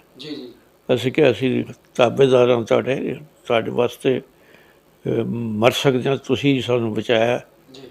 ਔਰ ਅਸੀਂ ਉਹਨਾਂ ਨਾਲ ਹੋ ਗਏ। ਉਹ ਫੌਜੀ ਆਏ, ਉਹਨਾਂ ਸਾਨੂੰ ਇਕੱਠਾ ਕੀਤਾ, ਜੀ ਸਾਰੇ ਇਕੱਠੇ ਹੋਏ, ਗੱਡੀਆਂ ਭਰਨੀਆਂ ਸ਼ੁਰੂ ਹੋ ਗਈਆਂ। ਜੀ ਰਾਤ ਠੰਡੀ ਸੀ, ਹਨੇਰੀ ਸੀ, ਪਿੰਡ ਸੀ, ਅਸੀਂ ਉੱਥੇ ਇਕੱਠੇ ਹੋਏ ਅਤੇ ਕੱਖ ਨਹੀਂ ਸੀ ਸਾਡੇ ਕੋਲ, ਕੱਖ। ਜੀ ਇੱਕ ਮਸ਼ੀਨ ਸੀ ਸਿੰਗਰ ਦੀ, ਜਿਹੜੀ ਮੇਰੇ ਭੂਆ ਜੀ ਨੇ ਨਵੀਂ ਮੰਗਵਾਈ ਸੀ, ਉਹ ਹੀ ਸਾਡੇ ਕੋਲ ਸੀ। ਉਹ ਕਿਸੇ ਮੁਸਲਮਾਨ ਨੇ ਲੈ ਲਈ ਸੀ। ਉਹ ਮੇਰੇ ਪਿਤਾ ਜੀ ਦਾ ਦੋਸਤ ਸੀ। ਉਹ ਕਹਿੰਦਾ ਯਾਰ ਇੱਕ ਮਿੰਟ ਠਹਿਰ, ਤੇਰੀ ਮਸ਼ੀਨ ਕੁਝ ਦੇ ਗਿਆ ਮੈਨੂੰ, ਜੀ ਪਰ ਉਹ ਤੁਹਾਡੀ ਹੈ ਅਤੇ ਮੈਂ ਚਾਹੁੰਦਾ ਵੀ ਤੁਹਾਡੇ ਹੱਥ 'ਚ ਜਾਵੇ। ਜੀ ਉਹ ਉਸਨੇ ਸਾਨੂੰ ਦਿੱਤੀ। ਸਾਡੇ ਕੋਲ ਇੱਕੋ ਮਸ਼ੀਨ, ਬਾਕੀ ਸਾਡੇ ਕੋਲ ਕੱਪੜਾ ਨਹੀਂ, ਪਾਉਣ ਵਾਸਤੇ ਅਤੇ ਖਾਣ ਵਾਸਤੇ ਕੁਛ ਵੀ ਜੀ ਨਹੀਂ। ਜੀ ਇੱਥੋਂ ਫਿਰ ਸਾਡੀ ਜ਼ਿੰਦਗੀ ਸ਼ੁਰੂ ਹੋਈ। ਜੀ ਅਸੀਂ ਔਖੇ ਮਰਦੇ ਮਰਾਂਦੇ, ਕਦੇ ਵਾਹ ਕੈਂਪ 'ਚ, ਕਦੇ ਪੰਜਾ ਸਾਹਿਬ, ਕਦੇ ਰਾਵਲਪਿੰਡੀ, ਕਦੇ ਗੱਡੀ 'ਚ, ਕਦੇ ਕਿਸ ਤਰ੍ਹਾਂ ਕਰਦਿਆਂ ਅਸੀਂ ਲਾਹੌਰ ਤੱਕ ਪਹੁੰਚੇ। ਜੀ ਉੱਥੋਂ ਗੱਡੀ ਚੱਲਣ ਲੱਗੀ ਅਤੇ ਅੱਗੇ ਮੁਸਲਮਾਨ ਇਕੱਠੇ ਹੋ ਗਏ, ਜੀ ਬੰਦੂਕਾਂ ਵਾਲੇ। ਜੀ ਅਸੀਂ ਸਮਝੇ ਸਾਨੂੰ ਇਹ ਵੱਢਣ ਵਾਸਤੇ ਆ ਗਏ। ਲਾਹੌਰ ਤੋਂ ਅੱਗੇ ਨੇੜੇ ਹੀ ਹੈ ਬਿਲਕੁਲ ਅੰਮ੍ਰਿਤਸਰ, ਜੀ ਜੀ। ਪਰ ਇੱਥੇ ਹੀ ਵੱਢ ਦੇਣਗੇ। ਇਹ ਕਦੋਂ ਦੀ ਗੱਲ ਸੀ? ਇਹ ਉਹੀ 10 ਮਾਰਚ 5 ਦਿਨ ਹੋਰ ਅੱਗੇ ਪਾ ਲਓ। ਜੀ ਜੀ ਅਤੇ ਉਹ ਗੱਡੀ ਚੱਲਣਾ ਬੰਦ ਹੋ ਗਈ, ਰੁਕ ਗਈ। ਤੇ ਉੱਥੇ ਸਰਦਾਰ ਫੌਜੀ ਵੀ ਬਾਹਰ ਨਿਕਲ ਆਏ ਜੀ ਗੱਡੀ ਤੋਂ। ਉਹਨਾਂ ਨੂੰ ਦੇਖ ਕੇ ਮੁਸਲਮਾਨ ਜਿਹੜੇ ਸਨ ਉਹ ਡਰ ਕੇ ਪਰੇ ਹੋ ਗਏ। ਉਹਨਾਂ ਨੂੰ ਕਿਹਾ ਖਬਰਦਾਰ ਇੱਥੇ ਨੇੜੇ ਕੋਈ ਆਵੇ, ਗੱਡੀ ਚੱਲੇ ਅਸੀਂ ਨਾਲ ਚੱਲਾਂਗੇ। ਉਹ ਗੱਡੀ ਫਿਰ ਦੁਬਾਰਾ ਚੱਲੀ।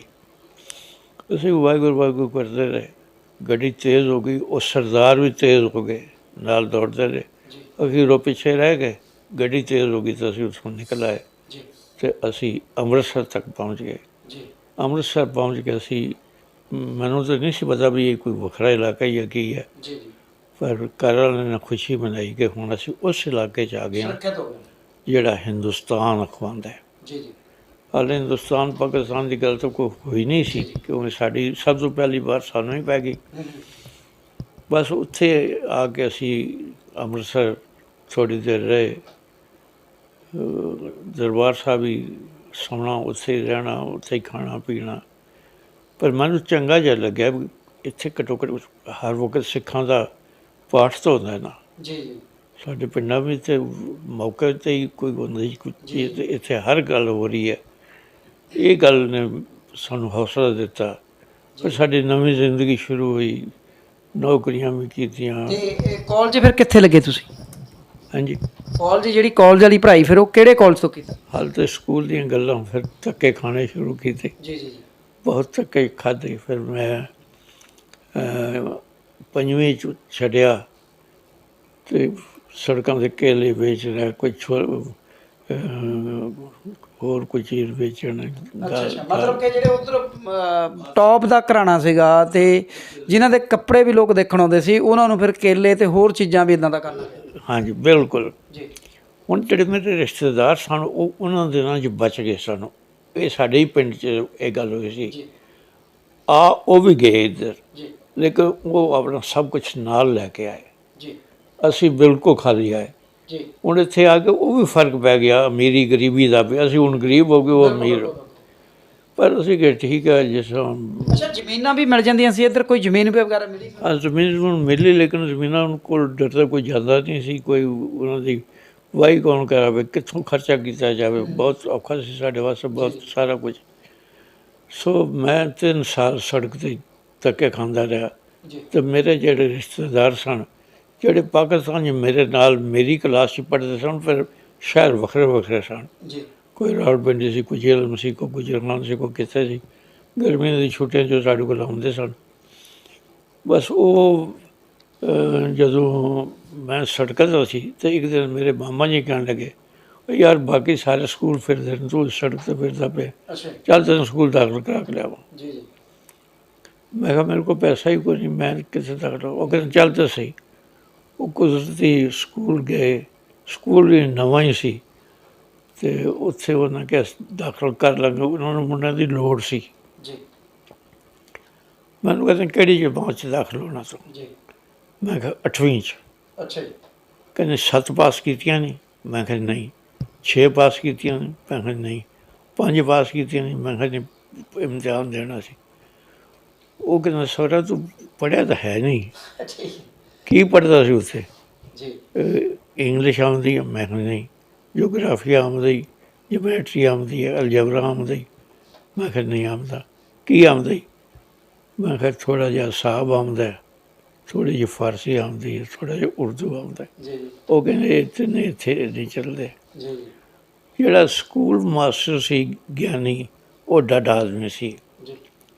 ਉਹ ਕਹਿਣਗੇ ਇਸ ਖੋਤੇ ਨੂੰ, ਇਸ ਊਠ ਨੂੰ ਅੱਛਾ ਜੀ। ਪਹਿਲੀ ਜਮਾਤ 'ਚ ਦਾਖਲ ਕਰ ਦਿਓ। ਮੈਂ ਕਿਹਾ ਜੀ ਤੁਸੀਂ ਜੋ ਮਰਜ਼ੀ ਕਹੋ, ਜੇ ਮੈਂ ਦਾਖਲ ਹੋਣਾ ਤਾਂ 8ਵੀਂ 'ਚ ਹੀ ਹੋਣਾ ਹੈ। ਉਹਨਾਂ ਦੇ ਦਿਨਾਂ 'ਚ ਗਰਮੀਆਂ ਦੀ ਕੱਦ ਕੱਟ ਵੀ ਤੁਹਾਡਾ ਠੀਕ ਹੋਣਾ ਜਿਹੜਾ ਉਹਨਾਂ ਨੇ ਤੁਹਾਨੂੰ ਇਹ ਸ਼ਬਦ ਦਿੱਤੇ। ਮੈਂ 8ਵੀਂ ਦੇ ਬਰਾਬਰ ਦਾ ਮੁੰਡਾ ਪਹਿਲੀ 'ਚ। ਅਤੇ ਉਹ ਹੈਡਮਾਸਟਰ ਦਾ ਨਾਮ ਸਰਦਾਰ ਇੰਦਰ ਸਿੰਘ ਸੀ। ਜੀ ਜੀ ਸੈਕਿੰਡ ਹੈਡਮਾਸਟਰ ਨਾਮ ਵੀ ਸਰਦਾਰ ਇੰਦਰ ਸਿੰਘ ਸੀ। ਜੀ ਦੋਨੋਂ ਵਧੀਆ ਆਦਮੀ ਸਨ। ਜੀ ਉਹ ਕਹਿੰਦਾ ਬੇਟੇ ਤੂੰ ਕਿਸੇ ਛੋਟੀ ਕਲਾਸ 'ਚ ਦਾਖਲ ਹੋ ਜਾ, ਜੀ ਚੰਗਾ ਰਹੇਗਾ। ਮੈਂ ਕਿਹਾ ਨਹੀਂ, ਮੈਂ ਤਾਂ 8ਵੀਂ 'ਚ ਦਾਖਲ ਹੋਣਾ ਹੈ। ਜੀ ਅਖੀਰ ਉਹਨਾਂ ਨੇ ਪਤਾ ਨਹੀਂ ਕੀ ਗੁਰਮਤਾ ਕੀਤਾ ਆਪਸ 'ਚ, ਹੈਡਮਾਸਟਰ ਅਤੇ ਸੈਕਿੰਡ ਹੈਡਮਾਸਟਰ ਨੇ।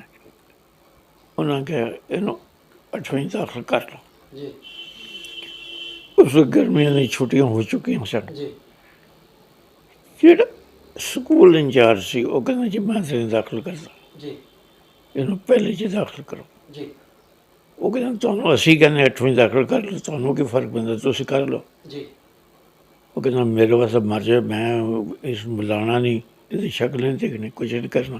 ਅੱਛਾ ਜੀ। ਉਹਨੇ ਮੇਰੀ ਛੋਟਾ ਜਿਹਾ ਲੈ ਕੇ ਮੇਰੇ ਢਿੱਡ 'ਚ ਦਬਾਇਆ। ਜੀ ਉਹ ਜੀ ਮੈਂ ਹੁਣੀ ਮਾਰ ਲੱਗਾ ਹੁੰਦਾ। ਅੱਛਾ ਜੀ। ਮੈਂ ਕਿਹਾ ਮੈਂ 8ਵੀਂ ਦਾਖਲ ਹੋਵਾਂਗਾ ਜੀ, ਪਰ ਮੇਰੀ ਇੱਕ ਬੇਨਤੀ ਵੀ ਹੈ। ਜੀ ਹੈਡਮਾਸਟਰ ਕਹਿੰਦਾ ਦੱਸ। ਮੈਂ ਕਿਹਾ ਜੀ ਮਾਸਟਰ ਜੀ ਨੂੰ ਕਹਿ ਦਿਓ ਮੈਨੂੰ ਮਾਰਨ ਨਾ, ਅੱਛਾ ਜੀ। ਮੇਰੇ ਕੋਲ ਕੋਈ ਸਵਾਲ ਨਾ ਪੁੱਛਣ। ਜੀ ਉਹ ਕਹਿੰਦਾ ਗਹਿਣੇ ਜੀ ਨੋਟ ਕਰ ਲੈਣਾ, ਇਸ ਮੁੰਡੇ ਨੂੰ ਕੁਛ ਨਹੀਂ ਕਹਿਣਾ ਨਾ ਮੈਂ। ਜੀ ਉਹ ਕਹਿੰਦੇ ਮੇਰੇ ਵੱਲੋਂ ਖਸਮਾਂ ਨੂੰ ਕਹਿ ਜੋ ਮਰਜ਼ੀ ਕਰੇ, ਮੈਂ ਕੀ ਲੈਣਾ ਇਸ ਕੋਲੋਂ। ਜੀ ਜੀ ਉਹ ਉਸ ਸਮੇਂ ਵਿਹਲਾ ਹੋ ਗਿਆ। ਜੀ ਮੈਨੂੰ ਉਹਨਾਂ ਕਿਹਾ ਪੁੱਤਰਾ ਮਿਹਨਤ ਬੜੀ ਕਰਨੀ ਪੈਣੀ, ਜੀ ਤੂੰ ਕੋਈ ਵੀ ਚੀਜ਼ ਨਹੀਂ ਪੜ੍ਹੀ ਜਿਹੜੀ ਤੂੰ ਹੁਣ ਪੜ੍ਹੇਂਗਾ, ਬਿਲਕੁਲ ਇਸ ਵਾਸਤੇ ਬਹੁਤ ਮਿਹਨਤ ਕਰਨੀ। ਮੈਨੂੰ ਤਾਂ ਟਾਈਮ ਟੇਬਲ ਦੇਖਣਾ ਹੀ ਨਹੀਂ ਸੀ ਆਉਂਦਾ। ਜੀ ਜੀ ਮੈਂ ਬਸਤੇ ਵਿੱਚ ਸਾਰੀ ਬਸਤਾ ਲਿਆ, ਉਹਦੀ ਕਿਤਾਬਾਂ ਪਾਈਆਂ, ਮਾਮਾ ਜੀ ਨੇ ਪੈਸੇ ਦਿੱਤੇ ਸਨ। ਜੀ ਜੀ ਕਿਉਂਕਿ ਉੱਥੇ ਜਿਹੜੀ ਪੜ੍ਹਾਈ ਕੀਤੀ ਸੀ ਉਹ ਇੱਥੇ ਆਈ ਨਹੀਂ ਕੰਮ। ਤੇ ਦੂਸਰੀ ਗੱਲ ਆ ਵੀ ਇੱਕ ਤਰ੍ਹਾਂ ਦਾ ਪਹਿਲੀ ਤੋਂ ਲੈ ਕੇ 8ਵੀਂ ਤੱਕ ਦਾ ਸਿਲੇਬਸ ਤੁਹਾਨੂੰ ਜਾ ਕੇ ਕਵਰ ਕਰਨਾ ਪੈਣਾ। ਕਰਨਾ ਮੈਂ ਕਰ ਗਿਆ ਤੇ ਘਰ ਵਾਲੇ ਕਹਿਣਗੇ ਇਹ ਕੀ? ਮੈਂ ਦਾਖਲ ਹੋ ਗਿਆ। ਜੀ ਐਡੀਆਂ ਕਿਤਾਬਾਂ ਕਹਿੰਦੇ ਪੜ੍ਹੇਗਾ ਕਿਸੇ? ਮੈਂ ਕਿਹਾ ਸਾਹਮਣੇ ਸਕੂਲ ਹੈਗਾ। ਜੀ ਕਿਹੜਾ ਮੱਲਾ ਸੀ ਜੀ ਉਹ? ਹਾਂਜੀ, ਮੱਲਾ ਕਿਹੜਾ ਸੀ? ਬਰਾਊਨ ਰੋਡ ਲੁਧਿਆਣਾ, ਜੀ ਜੀ ਵੱਡੀ ਸੜਕ ਸੀ। ਜੀ ਜੀ ਬਸ ਮੈਂ ਉੱਥੇ ਗਿਆ। ਅਗਲੇ ਦਿਨ ਜੋ ਉਹਨਾਂ ਸਵਾਲ ਪੁੱਛਣੇ ਸਨ, ਗਿਆਨੀ ਜੀ ਨੂੰ ਪੁੱਛੇ ਡੰਡੇ ਬਾਰੇ ਮੁੰਡੇ ਨੂੰ। ਜਦੋਂ ਮੇਰੇ ਕੋਲ ਆਏ ਮੈਂ ਵੀ ਖੜ੍ਹਾ ਹੋਇਆ, ਮੈਨੂੰ ਤੋਸੀ ਦੇ ਕੇ ਜੀ ਨਫ਼ਰਤ ਨਾਲ ਅੱਗੇ ਚਲੇ ਗਏ। ਮੈਂ ਕਿਹਾ ਗਿਆਨੀ ਜੀ ਮੈਨੂੰ ਇਹ ਸਵਾਲ ਆਉਂਦਾ। ਜੀ ਕਹਿੰਦਾ ਆਉਂਦਾ? ਮੈਂ ਕਿਹਾ ਆਉਂਦਾ। ਉਹਨੇ ਮੇਰੇ ਕੋਲ ਸੁਣਿਆ ਨਹੀਂ ਤੇ ਅੱਗੇ ਚਲਾ ਗਿਆ। ਮੈਂ ਅੱਧੀ ਛੁੱਟੀ ਹੋਈ ਤਾਂ ਮੈਂ ਹੈਡਮਾਸਟਰ ਸਾਹਿਬ ਕੋਲ ਗਿਆ। ਜੀ ਹੁਣ ਮੈਂ ਡਰਦਾ ਨਹੀਂ ਸੀ, ਮੈਂ ਉਮਰ 'ਚ ਮੈਂ ਕਿਹਾ ਜੀ ਮੈਨੂੰ ਸਬਕ ਆਉਂਦਾ ਸੀ, ਪਰ ਗਿਆਨੀ ਜੀ ਨੇ ਸੁਣਿਆ ਨਹੀਂ ਜੀ ਤੇ ਘੂਰ ਕੇ ਅੱਗੇ ਲੰਘ ਗਏ। ਜੋ ਮੈਨੂੰ ਇਸ ਤਰ੍ਹਾਂ ਡਰਨ ਲੱਗੇ ਤਾਂ ਭਜਾ ਦੇਣਗੇ ਮੈਨੂੰ। ਜੀ ਉਹ ਕਹਿੰਦੇ ਚੱਲ ਕੋਈ ਨਹੀਂ, ਮੈਂ ਕਹਿ ਦਿਆਂਗਾ ਤੁਹਾਨੂੰ ਕੁਛ ਨਹੀਂ ਕਰਦੇ, ਜੀ ਤੂੰ ਲਗਾ ਰਹਿ। ਜੀ ਸੋ ਮੈਨੂੰ ਉਹਨਾਂ ਦੀ ਬੜੀ ਇਨਕਰੇਜਮੈਂਟ ਮਿਲੀ ਜੀ ਔਰ ਮੈਂ ਮਨ 'ਚ ਬਿਠਾ ਲਿਆ ਜੀ ਜੇ ਇਹ ਗਿਆਨੀ ਮੈਨੂੰ ਨਹੀਂ ਮਾਰੇਗਾ ਤਾਂ ਮੈਂ ਕਾਮਯਾਬ ਹੋ ਜਾਵਾਂਗਾ। ਜੀ ਜੀ ਬਸ ਫਿਰ ਉਹ ਇਸ ਤਰ੍ਹਾਂ ਹੀ ਹੈ ਕਿ ਮੈਂ ਜੋ ਕੁਛ ਪਿਛਲਾ ਸੀ ਉਹ ਤਾਂ ਮੈਨੂੰ ਕੁਛ ਨਹੀਂ ਸੀ ਆਉਂਦਾ। ਜੀ ਜੀ ਜਿਸ ਦਿਨ ਤੋਂ ਮੈਂ ਦਾਖਲ ਹੋਇਆ ਉਸ ਦਿਨ ਤੋਂ ਜੋ ਕੁਛ ਵੀ ਸੀ, ਚਾਹੇ ਕਿਸ ਤਰ੍ਹਾਂ ਸਮਝ ਆਵੇ ਨਾ ਆਵੇ, ਮੈਂ ਸੁਣਾ ਦੇਣਾ। ਜੀ ਜੀ ਉਹਦੇ ਨਾਲ ਇਹ ਹੋਇਆ ਕਿ ਮੈਂ ਕੁਛ ਸਿਆਣੇ ਮੁੰਡਿਆਂ ਵਿੱਚੋਂ ਜੀ ਜੀ ਹੋਣਾ ਸ਼ੁਰੂ ਹੋ ਗਿਆ। ਔਰ ਨਤੀਜਾ ਇਹ ਹੋਇਆ ਕਿ ਜਦੋਂ 8ਵੀਂ ਦੇ ਸਾਲਾਨਾ ਇਮਤਿਹਾਨ ਹੋਏ ਤਾਂ ਮੈਂ ਸਕੂਲ ਵਿੱਚ ਫਸਟ ਆਇਆ। ਜੀ ਜੀ ਉਸ ਵਕਤ ਹੈਡਮਾਸਟਰ ਸਾਹਿਬ ਨੇ ਕਿਹਾ ਇਹ ਉਹ ਬੱਚਾ ਹੈ ਜਿਸ ਨੂੰ ਪਹਿਲੇ ਵਿੱਚ ਦਾਖਲ ਕਰ ਲੱਗਿਆ ਸਾਨੂੰ ਡਰ ਲੱਗਦਾ ਸੀ, ਜੀ ਜੀ ਪਰ ਇਮਤਿਹਾਨ ਲੈਣ ਦੇ ਤੌਰ 'ਤੇ ਅਸੀਂ ਆਪਣਾ ਇਮਤਿਹਾਨ ਲੈਣ ਦੇ ਵਾਸਤੇ ਇਹਨੂੰ 8ਵੀਂ ਦਾਖਲ ਕੀਤਾ ਔਰ ਅੱਜ ਇਹ ਬੱਚਾ ਸਕੂਲ ਵਿੱਚੋਂ ਫਸਟ ਆਇਆ। ਇਸ ਦਾ ਮਤਲਬ ਸਾਡੀ ਸੋਚ ਠੀਕ ਸੀ ਔਰ ਇਹਦੀ ਸੋਚ ਸਭ ਤੋਂ ਠੀਕ ਸੀ, ਜਿਹੜਾ ਕਹਿੰਦਾ ਜੇ ਮੈਂ ਦਾਖਲ ਹੋਣਾ ਤਾਂ 8ਵੀਂ 'ਚ ਹੀ ਹੋਣਾ, ਨਹੀਂ ਤਾਂ ਨਹੀਂ ਹੋਣਾ। ਅੱਛਾ, ਜਿਨ੍ਹਾਂ ਨੇ ਹੀਰੇ ਦੀ ਪਹਿਚਾਣ ਕੀਤੀ, ਜਿਵੇਂ ਤੁਸੀਂ ਪਹਿਲਾਂ ਵੀ ਨਾਂ ਦੱਸਿਆ ਤੇ ਹੁਣ ਵੀ ਥੋੜ੍ਹਾ ਜਿਹਾ ਇੱਕ ਵਾਰ ਉਹਨਾਂ ਦਾ ਨਾਂ ਰਿਪੀਟ ਕਰਕੇ ਅਸੀਂ ਇੱਕ ਤਰ੍ਹਾਂ ਦਾ ਉਹਨਾਂ ਨੂੰ ਯਾਦ ਕਰ ਲਈਏ ਵੀ ਅੱਜ ਵੀ ਇਸ ਹੀਰੇ ਦੀ ਪਹਿਚਾਣ ਉਹਨਾਂ ਨੇ ਕੀਤੀ। ਹੈਡਮਾਸਟਰ ਸਰਦਾਰ ਇੰਦਰ ਸਿੰਘ, ਜੀ ਜੀ ਸੈਕੰਡ ਹੈਡਮਾਸਟਰ ਵੀ ਸਰਦਾਰ ਇੰਦਰ ਸਿੰਘ, ਜੀ ਜੀ ਉਹ ਦੋਨੋਂ ਹੀ ਬਹੁਤ ਕਾਬਲ, ਬਹੁਤ ਇੰਟੈਲੀਜੈਂਟ, ਬਹੁਤ ਪੜ੍ਹਾਉਣ ਵਾਲੇ। ਮਤਲਬ ਇੰਦਰ ਸਿੰਘ ਜੀ, ਜਿਹੜੇ ਸਰਦਾਰ ਇੰਦਰ ਸਿੰਘ ਜੀ ਨੇ, ਉਹਨਾਂ ਨੇ ਤੁਹਾਡੀ ਪਹਿਚਾਣ ਜਿਹੜੇ ਤੁਹਾਡਾ ਚਿਹਰਾ ਦੇਖ ਕੇ ਇੱਕ ਪ੍ਰਕਾਰ ਦੀ ਕਰ ਲਈ। ਉਹਨੇ ਮੇਰੇ ਤੋਂ ਤਰਸ ਖਾ ਲਿਆ ਜੀ ਜੀ ਵੀ ਇਸ ਮੁੰਡੇ ਕੋਲ ਹੈ ਕੁਝ ਨਹੀਂ, ਪਰ ਲੱਗਦਾ ਹੈ ਵੀ ਇਹ ਪੜ੍ਹ ਸਕਦਾ ਹੈ ਜੀ ਤੇ ਇਸ ਨੂੰ ਜੇ ਮੌਕਾ ਦੇ ਦਿੱਤਾ ਤਾਂ ਪੜ੍ਹ ਜਾਏਗਾ, ਨਾ ਮੌਕਾ ਦੇ ਦਿੱਤਾ ਤਾਂ ਛੋਲੇ ਤਾਂ ਵੇਚ ਹੀ ਜਾਏਗਾ।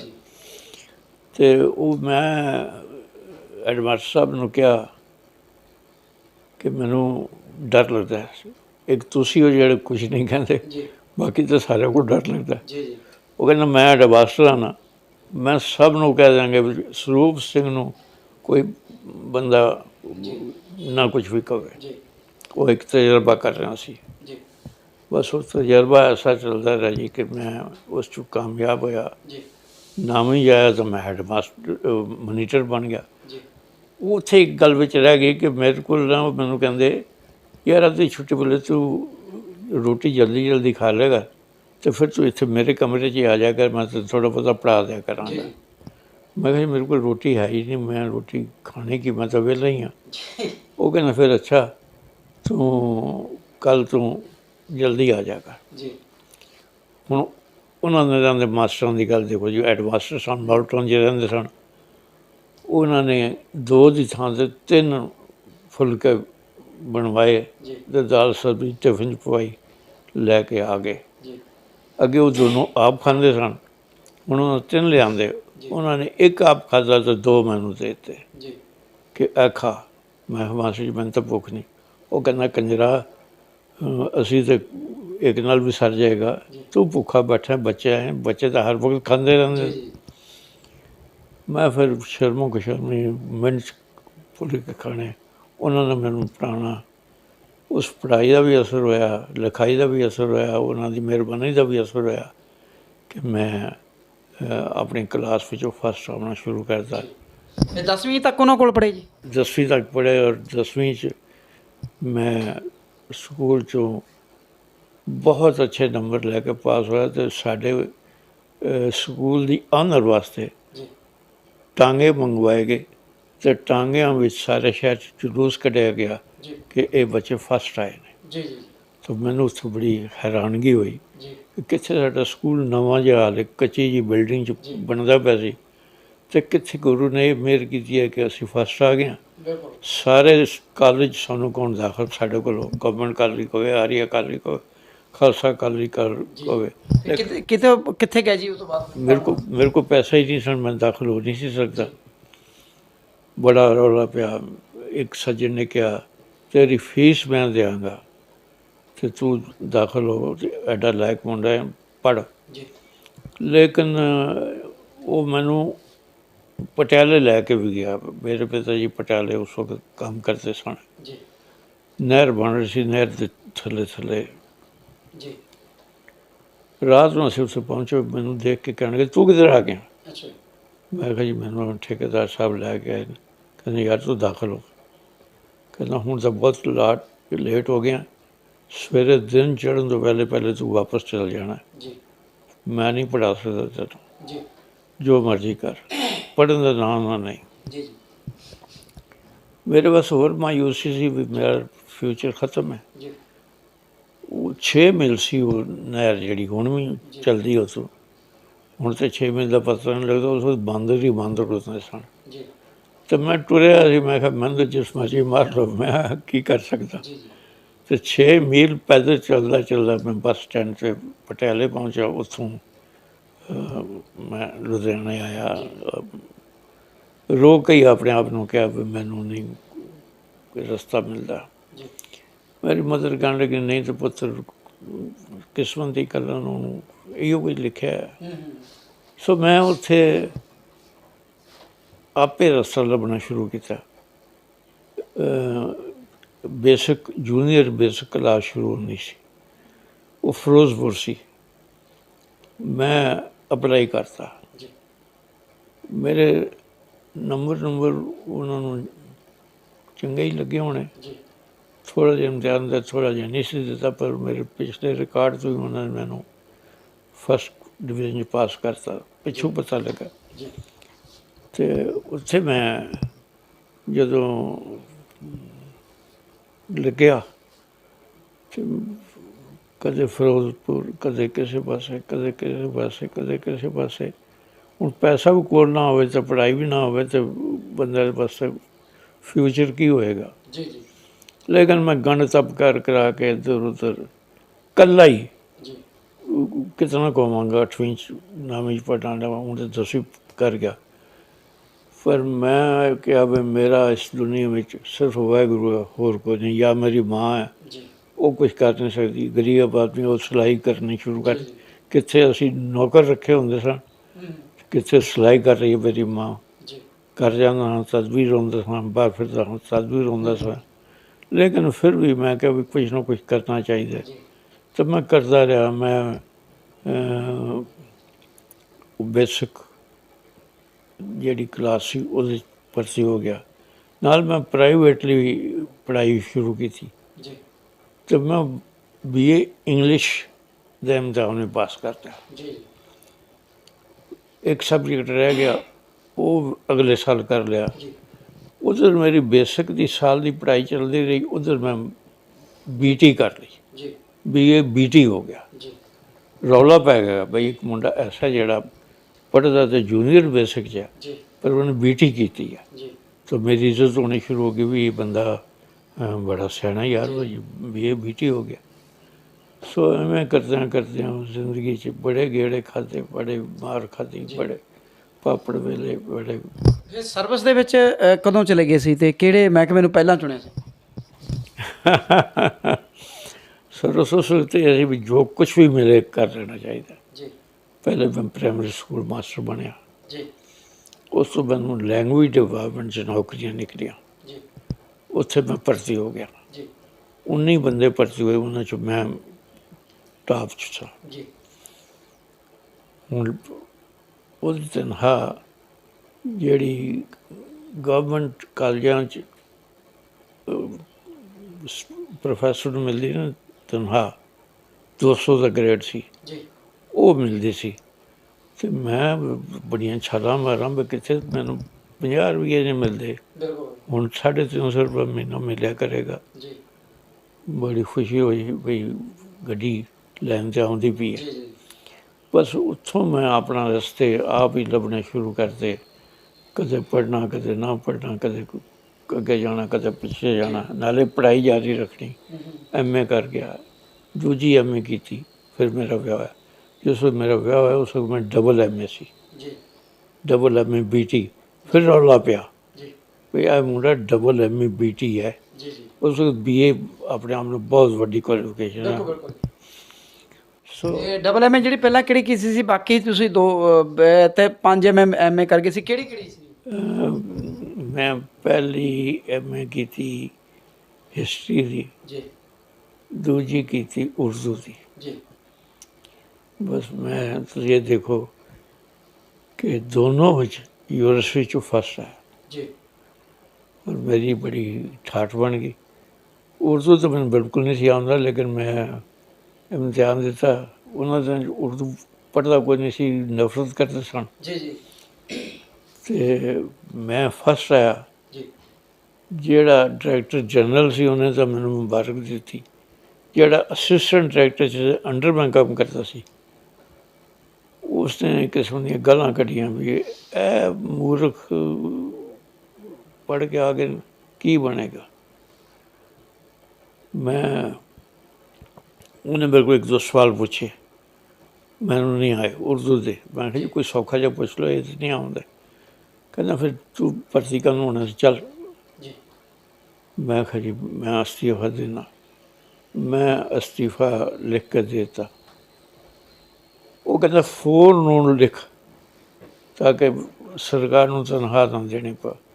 मैं कहा 12 बजे तो बाद का टाइम हो गया, हुण मैं आफ्टरनून लिखांगा, सरकार मरदी है तो मरे, जी मैं तो आफ्टरनून लिखा। जी मैं वेला होके उत्ते डायरैक्टर जनरल के कमरे चला गया। जी वो कहने लगे आ गए की कम मिले तेनों। मैं कहा, जी मैंने तो नौकरी तो छुट्टी छुट्टी मिली है। कहने की काम नहीं बड़ी छुट्टी मिल गई। कहने मैं कहा जी मैंने उन्होंने कटता भी तेन उर्दू नहीं आंदा। वो कहना उर्दू तो कितना का काम है। मैं कहा जी मैंने तो पता नहीं। जी कहना बुलाओ जोगिंदर सिंह नूं, वो जेड़े असिस्टेंट डायरैक्टर सन। वो आया, कहंदा प्रोफैसर साहब उर्दू का काम 1% भी नहीं, बाकी 99% अंग्रेजी पंजाबी हिंदी जी दे। जी तुसीं उस 1% ਨੂੰ ਲੈ ਕੇ ਮੁੰਡੇ ਨੂੰ ਨੌਕਰੀ ਕੱਢਣ ਲੱਗੇ ਹੋ। ਸ਼ਰਮ ਆਉਣੀ ਚਾਹੀਦੀ ਤੁਹਾਨੂੰ। जी ਜਾ ਕਾਕੇ ਜੋ ਕੁਛ ਕਰ ਸਕਦੇ ਹੈ ਕਰ, ਇਹ ਤੁਹਾਨੂੰ ਕੁਛ ਨਹੀਂ ਕਹਿਣਗੇ। जी ਮੇਰਾ ਹੌਸਲਾ ਵੱਧ ਗਿਆ। ਮੈਂ ਕਿਹਾ ਜੇ ਡਾਇਰੈਕਟਰ ਜਨਰਲ ਮੇਰੀ ਤਾਰੀਫ 'ਚ ਹੈ ਤੇ ਇਹਨੂੰ ਫਿਰ ਮੈਂ ਕੀ ਸਮਝਦਾ। बिल्कुल बिल्कुल। मैं उर्दू भी पढ़ना शुरू करता, मेहनत भी करनी शुरू करती और पढ़ाई विच पूरा जोर देना शुरू करता। और जदों मैं इम्तिहान दिता, मैं फिर यूनिवर्सिटी फस्ट। जी उस दिन वो हैडमास्टर जिहड़ा सी असिस्टेंट प्रोफैसर, जी उसने अपनी नोटबुक 'ਚ लिखिया कि हुण पंजाब विच उर्दू का स्टैंडर्ड निल हो गया। जी कि मैं फस्ट हो गया ओके नहीं। Okay okay. मतलब ਜੇ ਤਾਂ ਤੁਸੀਂ ਫਸਟ ਆ ਗਏ ਇਹਨਾਂ ਨੂੰ ਨਕਾਰਿਆ ਸੀ ਤਾਂ ਲੈ ਲਿਓ। हाँ। ਅੱਛਾ और ਜਿਹੜਾ ਡਾਇਰੈਕਟਰ ਜਨਰਲ ਸੀ ਗਿਆਨੀ ਲਾਲ ਸਿੰਘ ਉਹਨਾਂ ਦਾ ਨਾਮ ਸੀ, ਬੜਾ ਮਸ਼ਹੂਰ ਆਦਮੀ ਸੀ। ਉਹਨਾਂ ਨੇ ਅਸੈਂਬਲੀ ਖੜੀ ਕਰਵਾਈ, ਜੀ ਸਾਰੇ ਉਹਦੇ ਵਿੱਚ ਆਏ। ਉਹਨੇ ਮੇਰਾ ਨਾਂ ਅਨਾਉਂਸ ਕੀਤਾ ਵੀ ਇਹ ਮੁੰਡਾ ਏ। ਜਦੋਂ ਪਹਿਲੇ ਦਿਨ ਆਇਆ ਕਹਿੰਦਾ ਸੀ ਮੈਂ ਉਰਦੂ ਨਹੀਂ ਜਾਣਦਾ, ਪਰ ਉਹ ਕਹਿੰਦਾ ਉਰਦੂ ਦਾ ਕੰਮ ਕਰ, ਨਹੀਂ ਤਾਂ ਛੁੱਟੀ ਕਰ। ਜੀ ਜੀ ਇਹ ਬੰਦਾ ਅੱਜ ਉਰਦੂ ਦਾ ਵੀ ਮਾਹਿਰ ਹੈ, ਫਸਟ ਵੀ ਆਇਆ ਹੈ ਔਰ ਇਹਨੇ ਗਿਆਨ ਉਸ ਨੂੰ ਝੂਠਾ ਵੀ ਕਰਤਾ ਹੈ। ਜੀ ਤੇ ਮਤਲਬ ਪਹਿਲਾਂ ਇੰਦਰ ਸਿੰਘ ਸੀ ਜਿਹੜੇ ਤੇ ਉਹ ਦੁਬਾਰਾ ਫੇਰ ਇੰਦਰ ਸਿੰਘ ਉਦਾਂ ਦੇ ਹੀ ਫੇਰ ਦੋ ਟੱਕਰੇ, ਇੱਕ ਨੇ ਤੁਹਾਡਾ ਸਾਥ ਦਿੱਤਾ ਤੇ ਇੱਕ ਨੇ ਉਹ ਤਾਂ ਦੋਨੋਂ ਇਕੱਠੇ ਹੀ ਸਨ ਜੀ। ਸਕੂਲ 'ਚ। ਜੀ ਇੱਕ ਸਕੂਲ 'ਚ ਹੈਡ ਮਾਸਟਰ ਸੀ, ਇੱਕ ਸਕੂਲ 'ਚ ਸੈਕੰਡ ਮਾਸਟਰ ਸੀ। ਉਹ ਤਾਂ ਫਿਰ ਵੀ ਸਕੂਲ 'ਚ ਰਹੇ, ਮੈਂ ਉੱਥੋਂ ਨਿਕਲ ਆਇਆ। ਪਰ ਮੇਰੀ ਅਲਟੀਮੇਟਲੀ ਲੈਂਗੁਏਜ ਡਿਪਾਰਟਮੈਂਟ 'ਚ ਮੈਂ ਜਦੋਂ ਆ ਗਿਆ ਅਤੇ ਮੈਨੂੰ ਮੈਂ ਬਿਜਲੀ ਬੋਰਡ 'ਚ ਮੈਂ ਆ ਗਿਆ ਅਤੇ ਮੈਨੂੰ ਸਰਕਾਰੀ ਨੌਕਰੀ ਮਿਲ ਗਈ ਚੰਗੀ। ਜੀ ਫਿਰ ਮੈਨੂੰ ਜ਼ਿੰਦਗੀ ਦੀ ਟੌਰ ਲੱਗਣ ਲੱਗ ਗਈ ਕਿ ਹੁਣ ਮੈਂ ਪੈਰਾਂ 'ਤੇ ਖੜ੍ਹ ਗਿਆ। ਜੀ ਜੀ ਬਿਜਲੀ ਬੋਰਡ ਦੇ ਵਿੱਚ ਕਿੰਨੇ ਫਿਰ ਸਾਲ ਲਾਏ? ਬਿਜਲੀ ਬੋਰਡ 'ਚ ਮੈਂ ਕਲਾਸ 1 ਅਫਸਰ ਜੀ ਭਰਤੀ ਹੋਇਆ। ਜੀ ਉਹਨਾਂ ਨੂੰ ਲੋੜ ਸੀ, ਬੰਦਾ ਮਿਲਦਾ ਨਹੀਂ ਸੀ। ਉਹਨਾਂ ਨੇ ਇੰਟਰਵਿਊ ਲਈ 26 ਬੰਦੇ ਹੁੰਦੇ। ਜੀ ਉਹਨਾਂ 26 'ਚ ਇੱਕ ਮੈਂ ਸਾਂ ਜਿਹਦੀ ਸਿਫਾਰਿਸ਼ ਨਹੀਂ ਸੀ, ਜੀ ਬਾਕੀ ਸਭ ਸਿਫਾਰਸ਼ੀ ਸਨ। ਜੀ ਪਰ ਜਿਹੜਾ ਚੇਅਰਮੈਨ ਸੀ ਉਹਨੇ ਬਾਕੀ 25 ਬੰਦੇ 3 ਵਾਰੀ ਇੰਟਰਵਿਊ ਕਰਕੇ ਰਿਜੈਕਟ ਕਰਤੇ ਅਤੇ ਮੈਨੂੰ ਜੀ ਸਿਲੈਕਟ ਕੀਤਾ। ਜੀ ਸੋ ਉਹ ਮੇਰਾ ਨਵਾਂ ਕੈਰੀਅਰ ਹੋਇਆ। ਫਿਰ ਮੈਂ ਉਸ ਤੋਂ ਬਾਅਦ ਮੁੜ ਕੇ ਪਿੱਛੇ ਨਹੀਂ ਦੇਖਿਆ ਔਰ ਮੇਰੇ ਹਾਲਾਤ ਬਦਲਦੇ ਗਏ। ਮੈਂ ਫਿਰ ਇੰਗਲੈਂਡ ਪੜ੍ਹਨ ਚਲਾ ਗਿਆ, ਜੀ ਫਿਰ ਉੱਥੋਂ ਆਇਆ, ਫਿਰ ਹੋਰ ਪਾਸੇ। ਸੋ ਮੇਰੀ ਫਿਰ ਗੱਡੀ ਜਿਹੜੀ ਉਹ ਕਾਫੀ ਰਵਾਂ ਰਹੀ। ਜੀ ਜਿਹੜੇ ਰਿਸ਼ਤੇਦਾਰ ਮੇਰੇ ਕੋਲ ਯਰਕਦੇ ਸਨ, ਮੇਰੀ ਹਾਲਤ ਵਿਗੜੀ ਦੇਖ ਕੇ ਉਹ ਮੇਰੇ ਸਿਰ ਦੇ ਸਰਤਾਜ ਬਣ ਗਏ। ਜੀ ਉਹ ਹੁਣ ਫਿਰ ਯਰਕਣ ਲੱਗ ਗਏ ਜੀ ਜੀ ਅਤੇ ਮੈਂ ਅੱਛਾ, ਵਿਆਹ ਦਾ ਪਾਰਟ ਆਪਣਾ ਰਹਿ ਗਿਆ ਸੀ। ਫਿਰ ਮਿਸਿਸ ਨਾਂ ਸਰਦਾਰਨੀ ਜਸਬੀਰ ਕੌਰ ਅਲਹਕ। ਮੈਂ ਉਹਨਾਂ ਨੂੰ ਕਿਹਾ, ਮੈਂ ਕਿਹਾ ਮੈਂ ਇੱਕ ਫੈਸਲਾ ਕਰਕੇ ਆਇਆ। ਉਹ ਕਹਿੰਦੀ ਅੱਗੇ ਹੀ ਬੜਾ ਬਾਂਕਾ ਸੀ, ਹੁਣ ਇੰਗਲੈਂਡ ਤੋਂ ਹੋ ਕੇ ਆਇਆ ਤਾਂ ਹੋਰ ਬਾਂਕਾ ਹੋ ਗਏ। ਜੀ ਜੀ ਉਹ ਕਹਿੰਦੇ ਤੁਸੀਂ ਜੋ ਫੈਸਲਾ ਕੀਤਾ ਉਸ 'ਤੇ ਰੋਟੀ ਪਕਾਉਣੀ ਤਾਂ ਖਵਾਉਣੀ ਖਵਾਈ ਜਾਂਗੇ। ਜੀ ਜੀ ਮੈਂ ਕਿਹਾ ਫੈਸਲਾ ਬੜਾ ਔਖਾ ਹੈ। ਜੀ ਕਹਿੰਦੇ ਕੀ? ਮੈਂ ਆਪਣੇ ਕੋਲ ਜਿਤਨਾ ਸੋਨਾ ਹੈ ਜੀ ਉਹ ਆਪਾਂ ਵੇਚਣਾ ਜੀ ਅਤੇ ਉਹ ਚਾਹੇ ਜਮ੍ਹਾਂ ਕਰਾ ਦੇ ਚਾਹੇ ਕੁਛ ਕਰਾ ਦੇ, ਆਪਾਂ ਆਪਣੀ ਤਨਖਾਹ ਦਾ 1/3 ਹਿੱਸਾ ਲੈ ਕੇ ਉਸ ਨਾਲ ਗੁਜ਼ਾਰਾ ਕਰਨਾ ਜੀ ਅਤੇ 2/3 ਹਿੱਸਾ ਅਸੀਂ ਦਾਨ ਪੁੰਨ 'ਤੇ ਜਾਂ ਗਰੀਬਾਂ ਦੀ ਸੇਵਾ 'ਤੇ ਲਾਉਣਾ। ਇਹ ਕਹਿੰਦੀ ਇਹ ਤਾਂ ਬੜਾ ਵੱਡਾ ਕੰਮ ਹੈ, ਕਰ ਲਓਗੇ? ਜੀ ਮੈਂ ਤਾਂ ਸਮਝਿਆ ਸੀ ਤੁਸੀਂ ਨਵੇਂ ਤੋਂ ਨਵੇਂ ਸੂਟ ਪਾਓਗੇ। ਜੀ मैं कहा हुण वो गल खत्म हो गई, मैं कुछ करना चाहना। जी तो करन वास्ते मैं गुरु ग्रंथ साहब नूं चुनिया जी कि मेरे को इक्को एक साधन है श्री गुरु ग्रंथ साहब जी जी कि अगर मैं गुरु ग्रंथ साहब का लड़ फड़ रहा कुछ कण मात्र नहीं समझ आ गई तो मैं समझा कि मैं चंगा बंदा, क्योंकि गुरु ग्रंथ साहब विच जो कुछ भी है वधिया वधिया वधिया वधिया तो भी वधिया है, जी जिहड़ा मनुख नूं देवता बना दिंदा है। जी तो मैं इस पास लगा, मैं दुनियादारी तो गुजारा जी है, जी जी सो मैं गुजारा भी करता रहा तो गुरु के लड़ भी लगा रहा, जी तो मैनू बख्शिश भी आती रही, तो मैनू खुशी भी आती रही कि मैं चंगे पासे लगा है। और रब ने मेरा बड़ा साथ दिता। किसी इम्तिहान फेल होने की गल पिछे रह, फस्ट आने की गल्लां होंदियां रहियां। जी जी सो मैं इतनियां MA कीतियां, सब कुछ किया, जी तो मेरी बड़ी इज्जत हुई। एक दिन मैं इंटरव्यू दा क्योंकि सैकटरी भी बन गया सा, एक दिन मैं इंटरव्यू लैके घर आया थोड़ी देर वास्ते, तो कोई सरदार जी लुधियाने तो पटियाले गए, जी कहते जी असीं एक बेनती करना आए हाँ। जी। मैं कहा दसो। कहना फलाने दिन गुरु गोबिंद सिंह जी का प्रकाश पुरब है, जी सर्दियाँ सन मैं 5 जनवरी सी, जी जी तो तुसीं मेहरबानी करके उत्थे थोड़ी देर लैक्चर करना। मैं बहुत बिजी हाँ, मैं तो संडे नूं इंटरव्यू करता रहना, जी मेरे को टाइम नहीं हैगा, नाले मैं इस पासे कदे पिया भी नहीं। जी वो कहते जी असीं बड़े चाऽ नाल आए हाँ, बई इक्को बंदा साडी आवाज़ सुन सकदा है, ते तुसीं ना करो। जी मैं कहा ठहर जाओ। मैं टैलीफोन कर की थी, मेरा ये लड़का उस वक्त दूसरी तीसरी कि चौथी जमात जी पढ़ता सी। मैं उन्होंने टैलीफोन करके कहती, मैं बेटे इस तरह मैंने क्या उन्होंने लैक्चर करना है, जे तुसीं इजाज़त दो तो चला जावां। जी ये कहते तू इजाज़त दो तो जरूर जाओ। मैं उन्होंने हाँ करती, मेरा कोई तजर्बा नहीं सी। जी मैं उन्होंने कहता, मैं कहा जी मैं इतने बजे फलाने दिन उत्थे बालटोन शहीदों गुरुद्वारे च पहुँचा हुआ, जी मैनू तुसीं जानदे हो, होर शायद कोई जानता भी नहीं होएगा, जी तुसीं पछाणना। वो कहते असीं तुहाडी उਡੀक करांगे। मैं गया, वो बैठे सी अंदर, मैं मत्था टेकिया, उन्होंने देख के हथ खड़ा किया, मैं उसे बैठ गया। मेरी वारी आई, मैं लैक्चर किया, अद्धा घंटा बोलिया। बदूदा जी ये मेरा पहला मौका सी, जी और मैं इतना जज्बाती होकर बोलिया, इतनी दलेरी नाल बोलिया, इतने गुरु के सत्कार और शरधा च बोलिया कि लोगों ने बड़े जयकारे लाए। जी जयकारे लाने तो बाद जो समागम खत्म होया, तो मैं उन्होंने कहा मैं वापस जाना, मैं उत्थे मेरा काम है, तुहाडा काम हो गया, मैं वायदा किया सी वो पूरा हो गया, हुण मैनूं तुसीं आग्या दो। जी जी तो वही हैडमास्टर तो वही सैकंड हैडमास्टर हुण वो रिटायर हो चुके सन। जी ये उस पहली गल तो मेरा 20 साल भी लंघ गए होने, जी जी ते बाहर लोग जेह्ड़े मैनूं छड्डण आए, तो विच वो भी दोनों सन, जी जी पर वो पिछे खड़े सन।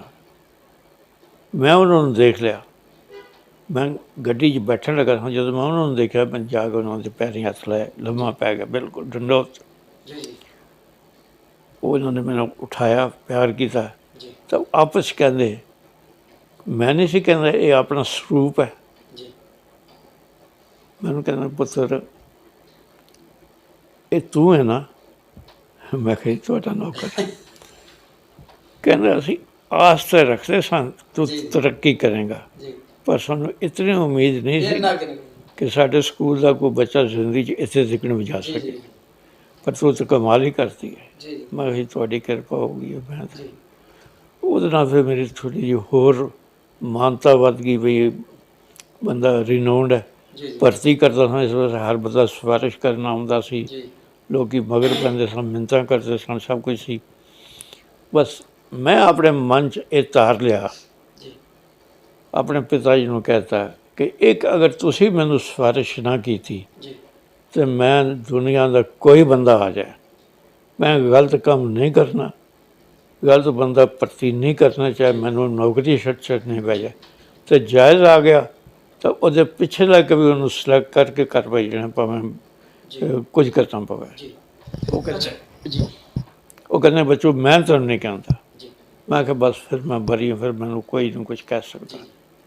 ਤੁਸੀਂ ਹੁਣ ਗੁਰੂ ਗ੍ਰੰਥ ਸਾਹਿਬ ਜੀ ਬਾਰੇ ਜ਼ਰੂਰ ਚਾਨਣਾ ਪਾਓ ਦਰਸ਼ਕਾਂ ਨੂੰ, ਤਾਂ ਕਿ ਜਿਨ੍ਹਾਂ ਨੂੰ ਅਜੇ ਤੱਕ ਨਹੀਂ ਪਤਾ ਉਹਨਾਂ ਨੂੰ ਪਤਾ ਗੁਰੂ ਲੱਗੇ। ਗ੍ਰੰਥ ਸਾਹਿਬ ਕਿਸੇ ਵਾਸਤੇ ਗੁਰੂ ਹੋਣਗੇ, ਜੀ ਪਰ ਮੈਂ ਕਹਿੰਦਾ ਮੇਰੇ ਵਾਸਤੇ ਰੱਬ ਨੇ। ਜੀ ਮੈਂ ਗੁਰੂ ਗ੍ਰੰਥ ਸਾਹਿਬ ਤੋਂ ਜੋ ਕੁਝ ਸਿੱਖਿਆ, ਜੀ ਜੋ ਸਤਿਕਾਰ ਹੈ, ਜੀ ਮੈਂ ਕਈ ਜਨਮ ਲਗਾ ਰਹਾਂ ਤਾਂ ਮੈਂ ਉਹਦਾ ਇੱਕ ਅੱਖਰ ਵੀ ਨਹੀਂ ਬੋਲ ਸਕਦਾ। ਜੀ गुरु ग्रंथ साहब इतने महान जी और इतने सिदकवान, इतने श्रद्धावान, इतने सरल जी कि उन्होंने गल समझ भी आ जाती है। जी जिवें आप ही गुरु बोल रहा है, आप ही वाहिगुरु समझा रहा है, तो औड़क सेवक की निभी प्रीत, जी उसको मुश्किल लफ्ज़ है नहीं, जी लेकिन श्रद्धा इस बड़ी पैदा होती है। जी सो इस तरह मैं अपनी मिसेस को कहता 1/3 तो गुजारा करांगा, 2/3 इसका मसला रखांगा, जी तू मेरा साथ देंगी तो एक काम मैं होर करना। कहते कि मैं काम शुरू करने तो पहले ਜਿਹੜਾ ਮੇਰੇ ਕੋਲ ਸੋਨਾ ਹੈ ਮੈਂ ਤੁਹਾਨੂੰ ਬੇਨਤੀ ਕਰਾਂਗਾ ਕਿ ਉਹ ਜਾ ਕੇ ਲੁਧਿਆਣੇ ਪਾਪਾ ਜੀ ਨੂੰ ਕਹਿ ਤਾਂ ਉਹ ਵੇਚ ਆ, जी ਤਾਂ ਕਿ ਅਸੀਂ ਆਪਣੇ ਕੰਮ ਨਿਸ਼ੰਗ ਹੋ ਜਾਈਏ। ਉਹ ਕਹਿੰਦੀਆਂ ਘੱਟੋ ਘੱਟ 1.5 ਕਿਲੋ ਸੋਨਾ ਹੈ, जी ਉਹ ਮੈਨੂੰ ਥੋੜ੍ਹਾ ਦੇਣਗੇ ਵੀ ਤੂੰ ਜਾ ਕੇ ਵੇਚ ਦੇ, जी ਉਹ ਤਾਂ ਪੈ ਜਾਣਗੇ। ਮੈਂ ਕਿਹਾ ਜਿਸ ਤਰ੍ਹਾਂ ਵੀ ਹੈ ਮਨ ਬਣਾ ਕੇ ਤੂੰ जी ਇਹ ਕਰਵਾ। ਉਹ ਆਈ, ਘਰ ਵਾਲਿਆਂ ਨੇ ਖੁਸ਼ੀ ਬਣਾਈ, ਫਿਰ ਉਹਨਾਂ ਨੂੰ ਪੁੱਛਿਆ ਕਿ ਤੂੰ ਇਕੱਲੀ ਕਿਵੇਂ ਆਈ ਹੈ? ਉਹਨੇ ਦੱਸਿਆ ਮੈਂ ਇਸ ਕੰਮ ਵਾਸਤੇ ਆਈ। जी ਉਹ ਕਹਿੰਦੀ ਚੱਲੀ ਹੋ ਗਈ ਹੈ। जी ਉਹਨੂੰ ਸਿੱਖਿਆ ਦੇਣੀ ਸ਼ੁਰੂ ਕਰਤੀ ਕਿ ਜਨਾਨੀਆਂ ਪੱਤੀ ਛੱਡ ਦਿੰਦੀਆਂ, ਘਰ ਵਾਲਾ ਛੱਡ ਦਿੰਦੀਆਂ, ਸੋਨਾ ਨਹੀਂ ਛੱਡਦੀਆਂ। जी ਤੂੰ ਉਲਟੀ ਹੈ, सोना छटन आ रही हैं तो उसको रखेंगी, और जब इंग्लैंड से वो गए कल फिर चला जाएगा इंग्लैंड, तो सब पीछे की धक्के खाती रहेंगी, सोना सोना नहीं बेचना।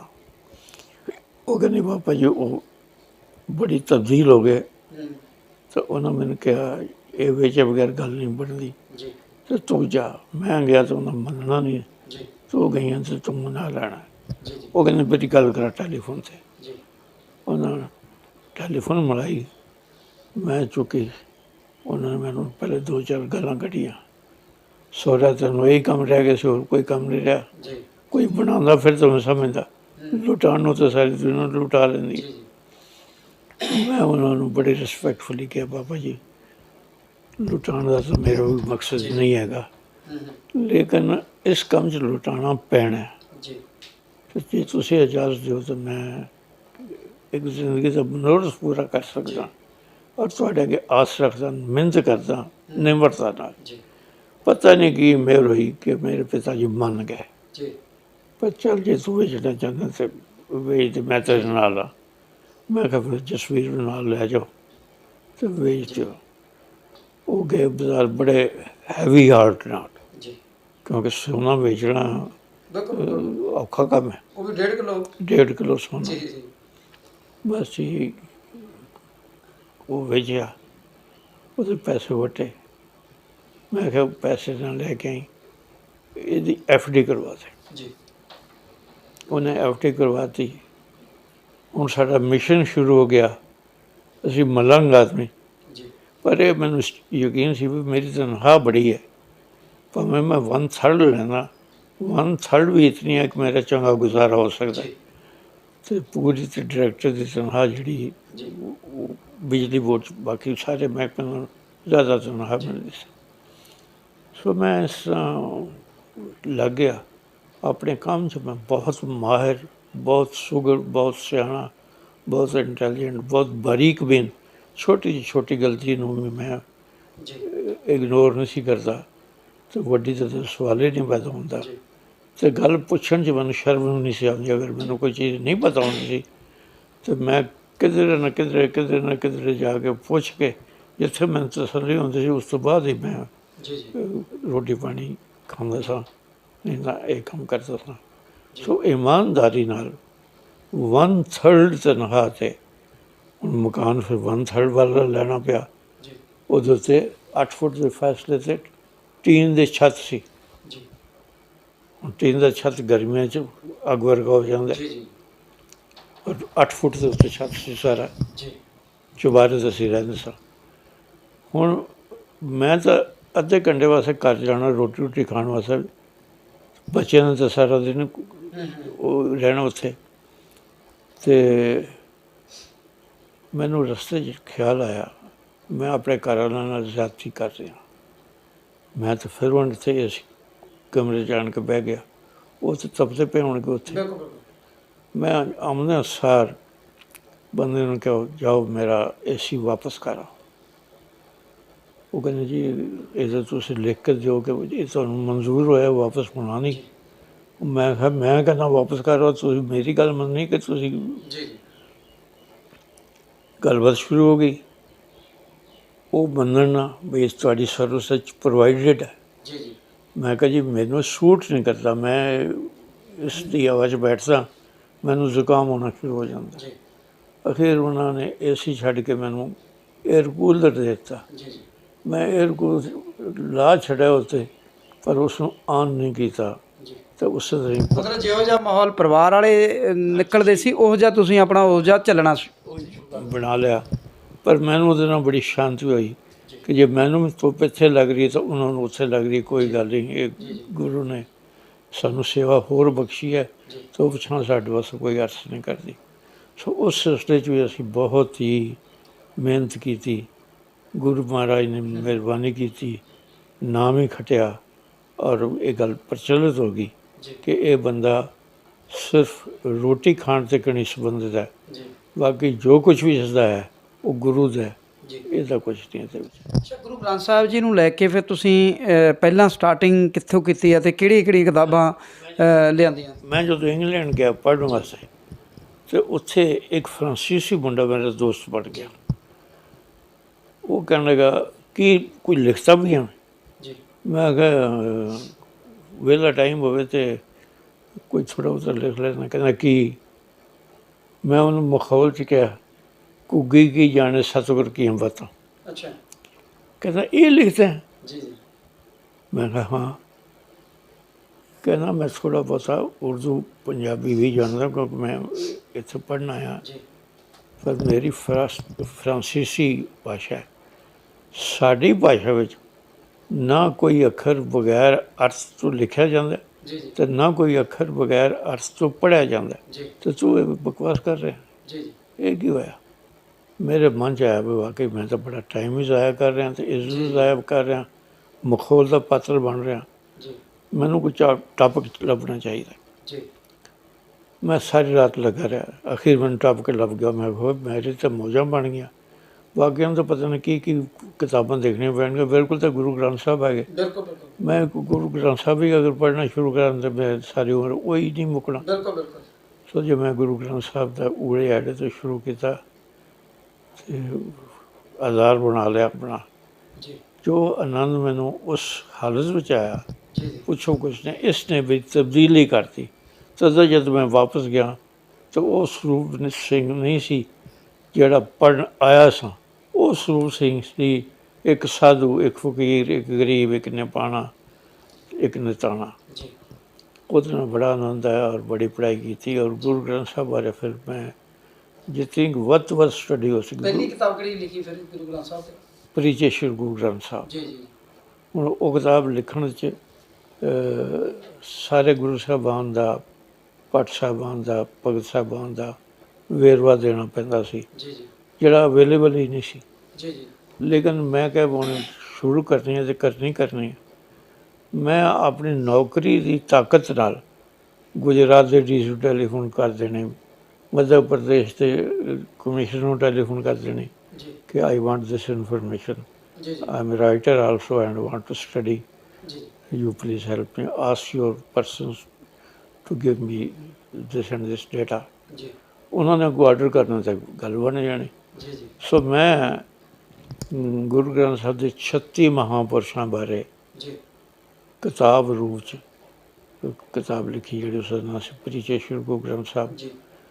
ਔਰ ਉਹ ਫਿਰ ਕਿਸ਼ਤਾਂ ਵਿੱਚ ਛਪੀ ਅਜੀਤ ਅਖਬਾਰ 'ਚ। ਜਦੋਂ ਲੋਕਾਂ ਨੇ ਪੜ੍ਹੀ, ਉਹਨਾਂ ਨੇ ਕਿਹਾ ਸਾਡੇ ਤਾਂ ਰੌਂਗਟੇ ਖੜ੍ਹੇ ਹੋ ਗਏ ਕਿ ਗੁਰੂ ਗ੍ਰੰਥ ਸਾਹਿਬ 'ਚ ਇਹ ਕੁਛ ਹੈ। ਇਹ ਬੰਦਾ ਕਿੱਥੋਂ ਇਹ ਚੀਜ਼ਾਂ ਇਕੱਠੀਆਂ ਕਰਕੇ ਲਾਇਆ। ਉਹ ਮੇਰੀ ਇੱਜ਼ਤ ਦਾ ਇੱਕ ਹੋਰ ਕਾਰਨ ਬਣਿਆ। ਸੋ ਮੇਰੇ ਰਸਤੇ ਵੱਡੇ ਹੀ ਹੁੰਦੇ ਗਏ, ਖੁੱਲ੍ਹਦੇ ਹੀ ਗਏ, ਚੰਗੇ ਹੁੰਦੇ ਗਏ। ਪਰ ਗਰੀਬ ਵੀ ਮੈਂ ਧਾਰਨ ਕੀਤੀ ਰੱਖੀ, ਕਿਉਂਕਿ ਮੈਂ 1/3 ਤੇ ਹੀ ਗੁਜ਼ਾਰਾ ਕੀਤਾ। ਤੇ ਗੁਰੂ ਗ੍ਰੰਥ ਸਾਹਿਬ ਤੇ ਕਿੰਨੀਆਂ ਕਿਤਾਬਾਂ ਲਿਖਤੀਆਂ ਜੀ? ਗੁਰੂ ਗ੍ਰੰਥ ਸਾਹਿਬ ਤੇ 1000 ਗੁਰੂ ਗ੍ਰੰਥ ਸਾਹਿਬ ਹੈ, ਲੇਕਿਨ ਉਹਦੇ ਨਾਲ ਸੰਬੰਧਿਤ ਮੈਂ 112 ਕਿਤਾਬਾਂ, ਮੋਟੀਆਂ ਕਿਤਾਬਾਂ, ਸੋਹਣੀ ਜਿਲਦ ਵਾਲੀਆਂ, ਬੈਸਟ ਕਿਤਾਬਾਂ, ਇੰਪੋਰਟਡ ਮਟੀਰੀਅਲ ਨਾਲ ਛਪਣ ਵਾਲੀ ਕਿਤਾਬਾਂ। ਬਾਜ਼ਾਰ ਦੀ ਕਿਤਾਬ ਜਿਹੜੀ 400 ਰੁਪਏ ਦੀ ਸੀ, ਉਹ ਮੇਰੀ ਫਰੀ ਕਿਤਾਬ ਨਾਲੋਂ ਕਿਤੇ ਘਟੀਆ ਸੀ, ਕਿਉਂਕਿ ਇਹ ਕਿਤਾਬ ਸੁੱਚੀ ਕਿਤਾਬ ਸੀ, ਲਾਜਵਾਬ ਕਿਤਾਬ ਸੀ। ਜਿਹੜਾ ਦੇਖਦਾ ਸੀ ਉਹ ਕਹਿੰਦਾ ਸੀ ਇਹ ਕਿਤਾਬ ਫਰੀ ਹੈ, ਇਹ ਕਿਤਾਬ ਫਰੀ ਹੈ, ਇਹ ਬੰਦਾ ਕੌਣ ਹੈ, ਇਹ ਕਿਵੇਂ ਛਾਪਦਾ? ਮੇਰੇ ਕੋਲ ਵੀ ਮੈਂ ਕਿਹਾ ਯਾਰ ਮੈਨੂੰ ਨਾ ਪੁੱਛੋ, ਮੈਂ ਤਾਂ ਵਾਹਿਗੁਰੂ ਦਾ ਨਾਮ ਲੈ ਕੇ ਲਿਖੀ ਜਾਂਦਾ। ਤਾਂ ਅੱਛਾ, ਦੂਸਰਾ ਸੀ ਲੰਗਰ ਵੀ ਲਗਾਉਣਾ ਸ਼ੁਰੂ ਕਰ ਦਿੱਤਾ ਤੁਸੀਂ ਕਿਤਾਬਾਂ ਦਾ। ਇੰਨੀਆਂ, ਕਿਉਂਕਿ ਮੈਂ ਆਪਣੇ ਅੱਗੇ ਪਿੱਛੇ ਪਈਆਂ ਨੇ ਕਿਤਾਬਾਂ ਸਾਰੀਆਂ, ਜਿਵੇਂ ਤੁਸੀਂ ਜਿਲਦ ਦੀ ਗੱਲ ਕਰਦੇ ਹੋ ਔਰ ਕਾਗਜ਼ ਦੀ ਗੱਲ ਕਰਦੇ ਹੋ, ਬੜਾ ਮਤਲਬ ਕਿ ਇਹ ਉਹ ਕਿਤਾਬ ਜਿਹੜੀ ਕਿ ਲੰਮੇ ਸਮੇਂ ਤੱਕ ਉਹ ਜਿਉਂ ਦੀ ਤਿਉਂ ਮੇਰੇ ਕੋਲ ਅੱਜ ਵੀ ਪਈਆਂ ਨੇ ਤੁਹਾਡੀਆਂ ਕਿਤਾਬਾਂ। ਅਤੇ ਇਹ ਜਿਹੜਾ ਲੰਗਰ ਲਗਾਉਣਾ ਸ਼ੁਰੂ ਕਰ ਦਿੱਤਾ ਤੁਸੀਂ, ਫ੍ਰੀ ਵੀ ਵੰਡਣੀਆਂ ਸ਼ੁਰੂ ਕਰ ਦਿੱਤੀਆਂ, ਇਹਦੇ ਲਈ ਤੁਸੀਂ ਕਿਵੇਂ ਫਿਰ? ਸਾਡੀ ਇਹ ਪਾਲਿਸੀ ਸੀ ਕਿ ਜਿਵੇਂ ਖਾਣੇ ਦਾ ਲੰਗਰ ਹਰ ਇੱਕ ਆਦਮੀ ਵਾਸਤੇ ਸਿੱਖ ਧਰਮ 'ਚ ਅਵੇਲੇਬਲ ਹੈ, ਬਰਾਬਰੀ ਦੇ ਅਹਿਸਾਸ ਵਿੱਚ ਅਵੇਲੇਬਲ ਹੈ। ਕੋਈ ਨਹੀਂ ਕਹਿੰਦਾ ਇਹ ਅਮੀਰ ਹੈ ਗਰੀਬ ਹੈ, ਦੋਨੋਂ ਪੰਗਤ 'ਚ ਇਕੱਠੇ ਬੈਠ ਸਕਦੇ ਨੇ। ਉਹ ਖਾਣੇ ਦਾ ਲੰਗਰ ਉਹਦੇ ਸਿਹਤ ਨਾਲ ਸੰਬੰਧਿਤ ਹੈ। ਅਸੀਂ ਸ਼ਬਦ ਦਾ ਲੰਗਰ ਸ਼ੁਰੂ ਕੀਤਾ, ਜਿਹੜਾ ਸ਼ਬਦ ਹਰ ਕੋਈ ਪੜ੍ਹ ਸਕਦਾ, ਉਹ ਵੀ ਬਿਲਕੁਲ ਫ੍ਰੀ ਹੋਣਾ ਚਾਹੀਦਾ ਔਰ ਅਗਲੇ ਦੇ ਹੱਥ ਤੱਕ ਪਹੁੰਚਣ ਤੱਕ ਫ੍ਰੀ ਹੋਣਾ ਚਾਹੀਦਾ, ਤਾਂ ਕਿ ਉਹ ਉਸ ਨੂੰ ਆਨੰਦ ਲੈ ਕੇ ਪੜ੍ਹ ਸਕੇ। ਇਹ ਇੱਕ ਨਵੀਂ ਪਿਰਤ ਸੀ। ਮੈਨੂੰ ਉਹਨਾਂ ਦਿਨਾਂ 'ਚ ਜਿਹੜੇ ਟੌੜਾ ਸਾਹਿਬ ਹੋਰ ਇਹ ਪ੍ਰਧਾਨ ਸਨ, ਇਹ ਕਹਿੰਦੇ ਸਰੂਪ ਸਿੰਘ ਮਹੀਨਾ ਚੱਲ ਜਾਏਗਾ, 2 ਮਹੀਨੇ ਚੱਲ ਜਾਏਗਾ, ਸ਼੍ਰੋਮਣੀ ਕਮੇਟੀ ਨੇ ਫ੍ਰੀ ਛਾਪ ਸਕੀ, ਤੂੰ ਕੌਣ ਹੁੰਦਾ ਛਾਪਣ ਵਾਲਾ? ਮੈਂ ਕਿਹਾ ਜੀ ਮੈਨੂੰ ਨਹੀਂ ਪਤਾ, ਮੈਂ ਤਾਂ ਦੁਖਨਿਵਾਰਨ ਗੁਰਦੁਆਰੇ ਅਰਦਾਸ ਕੀਤੀ ਹੈ, ਅਰਦਾਸ ਕਰਕੇ ਮੈਂ ਸ਼ੁਰੂ ਕਰਤਾ, ਜਿਤਨੀ ਦੇਰ ਚੱਲ ਜਾਏਗਾ, ਉਸ ਤੋਂ ਬਾਅਦ ਦੇਖੀ ਜਾਏਗੀ। ਔਰ ਮੌਜੂਦਾ ਸਾਹਿਬ ਦੇਖੋ, ਗੁਰੂ ਦੀ ਕਰਾਮਾਤ ਦੇਖੋ, ਬਾਕੀਆਂ ਦੇ ਤਾਂ ਪਤਾ ਨਹੀਂ ਲੰਗਰ ਚੱਲੇ ਜਾਂ ਨਾ ਚੱਲੇ ਜਾਂ ਕੁਝ ਹੋਇਆ, ਸਾਡੀ ਅੱਜ ਦਿਨ ਤੱਕ ਤੋਟ ਨਹੀਂ ਪਈ। ਔਰ ਇਤਨਾ ਹੁਣ ਆਹੀ ਕਿਤਾਬ ਹੈ ਹਰਿਮੰਦਰ ਦਰਸ਼ਨ, ਇਹਦੇ 217 ਐਡੀਸ਼ਨ ਅਸੀਂ ਛਾਪ ਚੁੱਕੇ, ਇਕੱਲੀ ਕਿਤਾਬ ਦੇ 217 ਐਡੀਸ਼ਨਾਂ 'ਚ ਹਰ ਹਫ਼ਤੇ ਇੱਕ ਕਿਤਾਬ ਛੁਪਦੀ ਰਹੀ ਹੈ। ਹੁਣ ਜੋ ਕੁਛ ਵੀ ਗੁਰੂ ਗ੍ਰੰਥ ਸਾਹਿਬ 'ਚ ਵਾਧਾ ਹੋਇਆ, ਹਰਿਮੰਦਰ ਸਾਹਿਬ 'ਚ ਵਾਧਾ ਹੋਇਆ, ਉਹ ਅਸੀਂ ਇਸ ਕਿਤਾਬ 'ਚ ਨਾਲ ਪਾਉਂਦੇ ਰਹੇ। ਜਿਨ੍ਹਾਂ ਲੋਕਾਂ ਨੇ 217ਵਾਂ ਐਡੀਸ਼ਨ ਪੜ੍ਹਿਆ, ਉਹ ਕਹਿੰਦੇ ਯਾਰ ਪੰਜਾਬੀ ਵਿੱਚ ਤਾਂ 1 ਜਾਂ 2 ਐਡੀਸ਼ਨ ਵੀ ਨਹੀਂ ਛਪਦੇ, ਇੱਥੇ 217 ਛਪ ਚੁੱਕੇ। ਮੈਂ ਕਿਹਾ ਜੇ ਮੈਂ ਜਿੰਦਾ ਰਿਹਾ ਤਾਂ ਮੈਂ ਇਹਦਾ 501 ਐਡੀਸ਼ਨ ਛਾਪਣਾ। ਹੁਣ ਇਹ ਵਰਲਡ ਰਿਕਾਰਡ ਹੈ ਜੀ। ਸੈਕਿੰਡ ਉਹ ਬੰਦਾ ਜਿਸ ਨੇ 50 ਐਡੀਸ਼ਨ ਛਾਪੇ, ਅਸੀਂ 217 ਛਾਪ ਚੁੱਕੇ ਹਾਂ। ਮੈਨੂੰ ਉਹ ਜਿਹੜੀ ਹੈ ਸੀ ਕਿਤਾਬ Limca book of world record, ਉਹਦੇ 10 ਸਰਟੀਫਿਕੇਟ ਚੱਕੇ, 211, 212, 213 ਫਸਟ ਦੇਖਣ ਵਾਲੇ ਦੰਗ ਰਹਿ ਗਏ, ਯਾਰ ਹੱਦ ਹੋ ਗਈ। ਉਹਨਾਂ ਐਕਸਪਰਟਸ ਨੇ ਮੈਨੂੰ ਕਿਹਾ ਕਿ ਅਗਲੇ 50 ਸਾਲ ਤੇਰਾ ਇਹ ਰਿਕਾਰਡ ਨਹੀਂ ਟੁੱਟ ਸਕਦਾ। ਮੈਂ ਕਿਹਾ ਮੈਂ ਹਾਲੇ ਬੰਦ ਵੀ ਨਹੀਂ ਕੀਤਾ, ਮੈਂ ਹਾਲੇ ਚਲੇ ਵੀ ਜਾਂਦਾ। ਜੇ 501 ਤੋਂ ਜਾ ਕੇ ਟੁੱਟ ਜਾਏਗਾ ਤਾਂ ਉਹ ਕਹਿੰਦਾ ਉਹ ਤਾਂ ਟੁੱਟ ਹੀ ਨਹੀਂ ਸਕਦਾ। ਪੰਜਾਬੀ ਦੀ ਕਿਤਾਬ ਦੇ ਨਹੀਂ ਕੋਈ ਪੜ੍ਹਦਾ ਹੀ ਨਹੀਂ, ਪਹਿਲਾਂ ਤਾਂ ਛਪਣੀ ਤਾਂ ਬਹੁਤ ਹੋਆ, ਕਿਉਂਕਿ ਪਰ ਲੇਕਿਨ ਮੈਨੂੰ ਇਸ ਗੱਲ ਦੀ ਖੁਸ਼ੀ ਹੈ ਕਿ ਸਾਡੀ ਕਿਤਾਬ ਦਾ ਅਖੀਰਲੇ ਵਰਕੇ ਤੱਕ ਪੜ੍ਹਿਆ ਜਾਂਦਾ ਤਾਂ ਲੋਕ ਮੰਗ ਕਰਦੇ ਕਿ ਕਿਤਾਬ ਬੰਦ ਨਾ ਹੋਵੇ। ਮੈਨੂੰ ਇਸ ਗੱਲ ਦੀ ਬੜੀ ਖੁਸ਼ੀ ਹੈ। ਡਾਕਟਰ ਸਾਹਿਬ ਤੁਹਾਡੀ ਗੱਲ ਵਿਚਾਲੇ ਆ, ਮੈਂ ਜਦੋਂ ਤੁਹਾਡੀ ਕਿਤਾਬ ਪੜ੍ਹਦਾ ਸੀ ਤਾਂ ਮੇਰੀ ਘਰੇ ਲੜਾਈ ਹੋ ਜਾਂਦੀ ਸੀ। ਉਹ ਕਹਿੰਦੇ ਤੇ ਕਿਤਾਬ ਦੇ ਵਿੱਚ ਹੈ ਕੀ ਹੈ ਜਿਹੜਾ ਤੂੰ ਇੱਕ ਵਾਰ ਸ਼ੁਰੂ ਕਰਦਾ ਵੀ ਸਾਰੀ ਉਹ ਪੜ੍ਹਨੀ ਆ, ਕੱਲ੍ਹ ਨੂੰ ਪੜ੍ਹ ਲਈ। ਇਹ ਤੁਹਾਡੀ ਬਿਲਕੁਲ ਗੱਲ ਸਹੀ ਹੈ। ਮੈਂ ਤੁਹਾਡਾ ਧੰਨਵਾਦੀ ਕਿ ਤੁਸੀਂ ਸੋਚ ਰੱਖੀ ਹੈ ਔਰ ਇਹਦੇ ਨਾਲ ਮੈਨੂੰ ਹੌਸਲਾ ਹੋਇਆ ਹੋਰ। ਬਸ ਇਹ ਹੈ ਵੀ ਲੱਗਾ ਹਾਂ। ਮੇਰੇ ਨਾਲ ਮੇਰੇ ਬੱਚੇ ਹੁਣ ਇਹ ਇਤਨਾ ਪੜ੍ਹਿਆ ਲਿਖਿਆ, ਵੱਡਾ ਵੀ AA ਹੈ, ਇਹ AA PhD ਹੈ। ਸੋ ਅਸੀਂ ਇੱਕ ਇੱਕ ਲਾਈਨ ਇੱਕ ਇੱਕ ਅੱਖਰ ਲਿਖਣ ਤੋਂ ਪਹਿਲੇ 10-10 ਵਾਰੀ ਉਸਨੂੰ ਸੋਚਦੇ ਹਾਂ ਜੀ ਕਿ ਅੱਖਰ ਰਿਪੀਟ ਨਾ ਹੋਵੇ, ਉਹਦੀ ਸੈਂਸ ਬਦਲੇ, ਜੀ ਜੀ ਜੀ ਉਹਦੀ ਖੂਬਸੂਰਤੀ ਬਦਲੇ, ਉਹਨੂੰ ਕੋਈ ਪੜ੍ਹੇ ਤਾਂ ਇਹ ਕਹੇ ਸਵਾਦ ਆ ਗਿਆ, ਸਵਾਦ ਆ ਗਿਆ। ਜੀ ਜੀ ਜੀ ਜੇ ਮੁੱਕੇ ਤੋਂ ਕਹੇ ਯਾਰ ਮੁੱਕ ਗਈ ਕਿਤਾਬ, ਜੀ ਮੁੱਕ ਗਈ, ਹਾਲੇ ਤਾਂ ਬੜਾ ਮਜ਼ਾ ਆ ਰਿਹਾ ਸੀ। ਜੀ ਜੀ ਸੋ ਇਹ ਇਸ ਲਿਟਰੇਚਰ ਦਾ ਇੱਕ ਨਵਾਂ ਪੈਨ ਹੈ। ਅਸੀਂ ਇਸ ਨੂੰ soul lifting and character bearing books ਕਹਿੰਦੇ ਆ।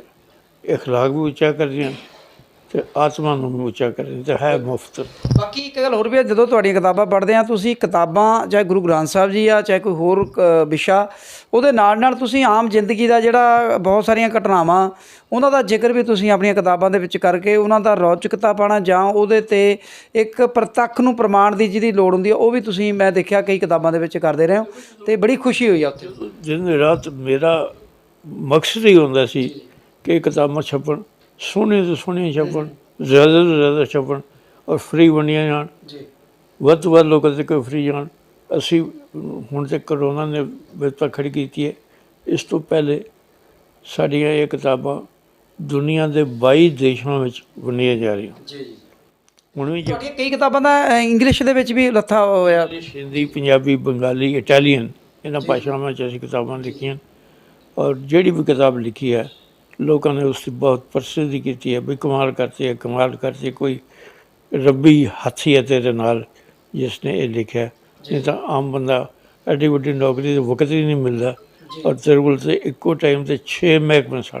ਜੀ ਜੀ ਸੋ ਬਸ ਗੁਰੂ ਕਰਦਾ ਰਿਹਾ। ਅੱਛਾ ਡਾਕਟਰ ਸਾਹਿਬ, ਇਸ ਦੌਰਾਨ ਕਿਉਂਕਿ ਨੁਕਤਾਚੀਨੀ ਵੀ ਉੱਠਦੀ ਆ ਅਤੇ ਤੁਹਾਡੇ 'ਤੇ ਵੀ ਕਈ ਵਾਰੀ ਨੁਕਤਾਚੀਨੀ ਉੱਠੀ ਆ ਅਤੇ ਉਹਨੂੰ ਕਿਵੇਂ ਫੇਸ ਕੀਤਾ ਤੁਸੀਂ? ਕਿਹੜਾ ਜੀ?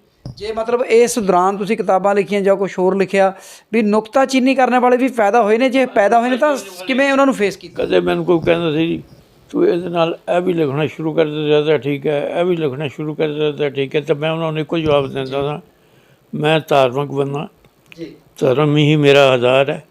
ਧਰਮ ਦੇ ਉੱਤੇ ਜੋ ਕੁਛ ਲਿਖ ਸਕਿਆ ਜ਼ਰੂਰ ਲਿਖਾਂਗਾ। ਧਰਮ ਤੋਂ ਬਾਹਰਲੀ ਮੇਰੀ ਫੀਲਡ ਨਹੀਂ। ਜਿਹੜੇ ਪੋਲੀਟੀਕਲ ਲਿਖਦੇ ਨੇ ਪੋਲੀਟੀਕਲ ਕਰਨ, ਜਿਹੜਾ ਕੋਈ ਸੋਸ਼ਲ ਲਿਖਦਾ ਸੋਸ਼ਲ ਕਰੇ। ਮੈਂ ਤਾਂ ਧਾਰਮਿਕ ਬੰਦਾ, ਮੈਂ ਧਾਰਮਿਕ ਦੀ ਗੱਲ ਕਰਨੀ ਹੈ। ਜੀ ਔਰ ਮੈਂ ਆਪ ਜਾਣਦਾ ਤਾਂ ਹੋਵਾਂਗਾ ਮੈਂ ਵੀ ਪੋਲੀਟਿਕਸ ਨੂੰ, ਜੀ ਲੇਕਿਨ ਮੇਰਾ ਉਹਦਾ ਧਿਆਨ ਨਹੀਂ। ਇਸ ਵਾਸਤੇ ਮੇਰਾ ਰੱਬ ਜਿਹੜਾ ਉਹ ਗੁਰੂ ਗ੍ਰੰਥ ਸਾਹਿਬ। ਅੱਛਾ, ਜਾਂਦੇ ਜਾਂਦੇ ਆਪਾਂ ਇੱਕ ਹੋਰ ਸਵਾਲ ਕਰੀਏ ਵੀ ਗੁਰੂ ਗ੍ਰੰਥ ਸਾਹਿਬ ਸਿੱਖਾਂ ਲਈ ਸਰਮੋਰ ਆ, ਇਹਨੂੰ ਤੁਸੀਂ ਕਿਵੇਂ ਪਰਿਭਾਸ਼ਿਤ ਕਰ ਸਕਦੇ ਹੋ ਵੀ ਇਸ ਤੋਂ ਬਿਨਾਂ ਹੋਰ ਪਾਸੇ ਜਿਵੇਂ ਸਾਡੇ ਸਿੱਖ ਭੱਜੀ ਜਾ ਰਹੇ ਨੇ? ਤਾਂ ਗੁਰੂ ਗ੍ਰੰਥ ਸਾਹਿਬ ਬਾਰੇ ਸ਼ਰਧਾ ਆਵੇ ਤਾਂ ਜੋ ਮਰਜ਼ੀ ਕਹੋ, ਜੀ ਜੀ ਪਰ ਇਹਨੂੰ ਪਰਿਭਾਸ਼ਿਤ ਕਰਨ ਵਾਲਾ ਨਾ ਕੋਈ ਜੰਮਿਆ ਤੇ ਨਾ ਕੋਈ ਜੰਮੇਗਾ। ਜੀ ਜੀ ਗੁਰੂ ਗ੍ਰੰਥ ਸਾਹਿਬ ਦਾ ਤਾਂ ਇੱਕ ਅੱਖਰ ਦੁਨੀਆ ਨੂੰ ਜੀ ਸਬਕ ਦੇ ਸਕਦਾ ਔਰ ਦਿੰਦਾ ਹੈ। ਤੇ ਜਿਸ ਨੇ ਗੁਰੂ ਗ੍ਰੰਥ ਸਾਹਿਬ ਨਾਲ ਆਪਣੇ ਆਪ ਨੂੰ ਜੋੜ ਹੀ ਲਿਆ ਹੋਵੇ, ਜੀ ਉਹਦੀ ਮਾਨਤਾ ਗੁਰੂ ਸਾਹਿਬ ਆਪ ਹੀ ਜਾਣਦੇ ਨੇ ਜੀ ਕਿ ਇਹ ਮੇਰਾ ਸੇਵਕ ਕਿਤਨਾ ਹਲੀਮ ਹੈ ਔਰ ਕਿਤਨਾ ਨਫੀਸ ਹੈ। ਜੀ ਜੀ ਸੋ ਮੈਂ ਗੁਰੂ ਗ੍ਰੰਥ ਸਾਹਿਬ ਦੇ ਸਤਿਕਾਰ ਵਿੱਚ ਕੁਝ ਵੀ ਬੋਲਾਂ ਥੋੜ੍ਹਾ ਹੈ ਜੀ ਜੀ ਤਾਂ ਚੰਗਾ ਹੈ, ਨਾ ਬੋਲਾਂ, ਕਿਉਂਕਿ ਮੈਂ ਬੋਲਾਂਗਾ ਤਾਂ ਅਧੂਰਾ ਹੀ ਰਹੇਗਾ। ਜੀ ਜੀ ਅੱਛਾ, ਅਖੀਰ ਦੇ ਵਿੱਚ ਆਪਾਂ ਗੱਲ ਨੂੰ ਖ਼ਤਮ ਕਰੀਏ ਕਿਉਂਕਿ ਬਾਕੀ ਗੱਲਾਂ ਕਿਸੇ ਹੋਰ ਚਰਚਾ ਦੇ ਵਿੱਚ ਆਪਾਂ ਕਰਾਂਗੇ ਵੀ ਗੁਰੂ ਗੋਬਿੰਦ ਸਿੰਘ ਜੀ ਨੇ ਸਾਨੂੰ ਅਖੀਰ ਦੇ ਵਿੱਚ ਇਹ ਇੱਕ ਅਖੀਰਲਾ ਸਾਡਾ ਗੁਰੂ ਦੇ ਰੂਪ ਦੇ ਵਿੱਚ ਸਾਨੂੰ ਸਪੁਰਦ ਕਰ ਦਿੱਤਾ ਔਰ ਇਸੇ ਤੋਂ ਮਾਰਗਦਰਸ਼ਨ ਦੇ ਲਈ ਇਹ ਕਿਹਾ। ਅਤੇ ਬਾਕੀ ਅਸੀਂ ਜਿਹੜੇ ਸਾਡੇ ਸਿੱਖ ਨੇ ਮਤਲਬ ਇਸ ਨੂੰ ਹੀ ਲੈ ਕੇ ਚੱਲਣ, ਕਿਸੇ ਹੋਰ ਵੱਲ ਨਾ ਦੇਖਣ, ਉਹਦੇ ਲਈ ਥੋੜ੍ਹਾ ਜਿਹਾ ਜ਼ਰੂਰ ਸੰਦੇਸ਼। ਗੁਰੂ ਸਾਹਿਬਾਨ 10 ਜੋਤਾਂ ਵਿੱਚ ਜੀ ਆਏ ਸਾਡਾ ਕਲਿਆਣ ਕਰਨ ਵਾਸਤੇ। ਔਰ ਜਦੋਂ 10ਵੀਂ ਜੋਤ 'ਚ ਉਹ ਆਏ ਤਾਂ ਉਸ ਵਕਤ 239 ਸਾਲ ਹੋ ਗਏ ਸਨ ਸਿੱਖਾਂ ਨੂੰ ਜੀ ਸਿੱਖੀ ਦੀ ਟ੍ਰੇਨਿੰਗ ਲੈਂਦਿਆਂ। ਜੀ ਜੀ ਉਹਨਾਂ ਨੇ ਕਿਹਾ ਹੁਣ ਇਹ ਕੰਪਲੀਟ, ਹੁਣ ਇਹ ਮੇਰਾ ਖਾਲਸਾ ਜਿਹੜਾ ਹੈ ਜੀ ਜੀ ਇਹ ਸਭ ਕਲਾ ਭਰਪੂਰਨ, ਇਹ ਹਰ ਗੱਲ ਪੂਰੀ ਕਰ ਸਕਦਾ ਹੈ। ਜੀ ਜੀ ਹੁਣ ਇਸ ਨੂੰ ਕਿਸੇ ਦੀ ਲੋੜ ਨਹੀਂ। ਬੰਦਸ਼ਾਂ ਹੈ, ਕੁਰੈਤ ਨਹੀਂ ਕਰਨੀ, ਜੀ ਵਿਚਾਰ ਨਹੀਂ ਕਰਨਾ, ਜੀ। ਧੋਖਾ ਨਹੀਂ ਕਰਨਾ, ਜੀ ਊਚ ਨੀਚ ਨਹੀਂ ਕਰਨੀ, ਜੀ ਸਭ ਨੂੰ ਬਰਾਬਰੀ ਦੇ ਅਹਿਸਾਸ ਨਾਲ ਮਿਲਣਾ ਹੈ। ਜੀ ਕੁੱਲ ਖਤਮ, ਜ਼ਾਤ ਖਤਮ, ਧਰਮ ਖਤਮ, ਜੀ सब एको।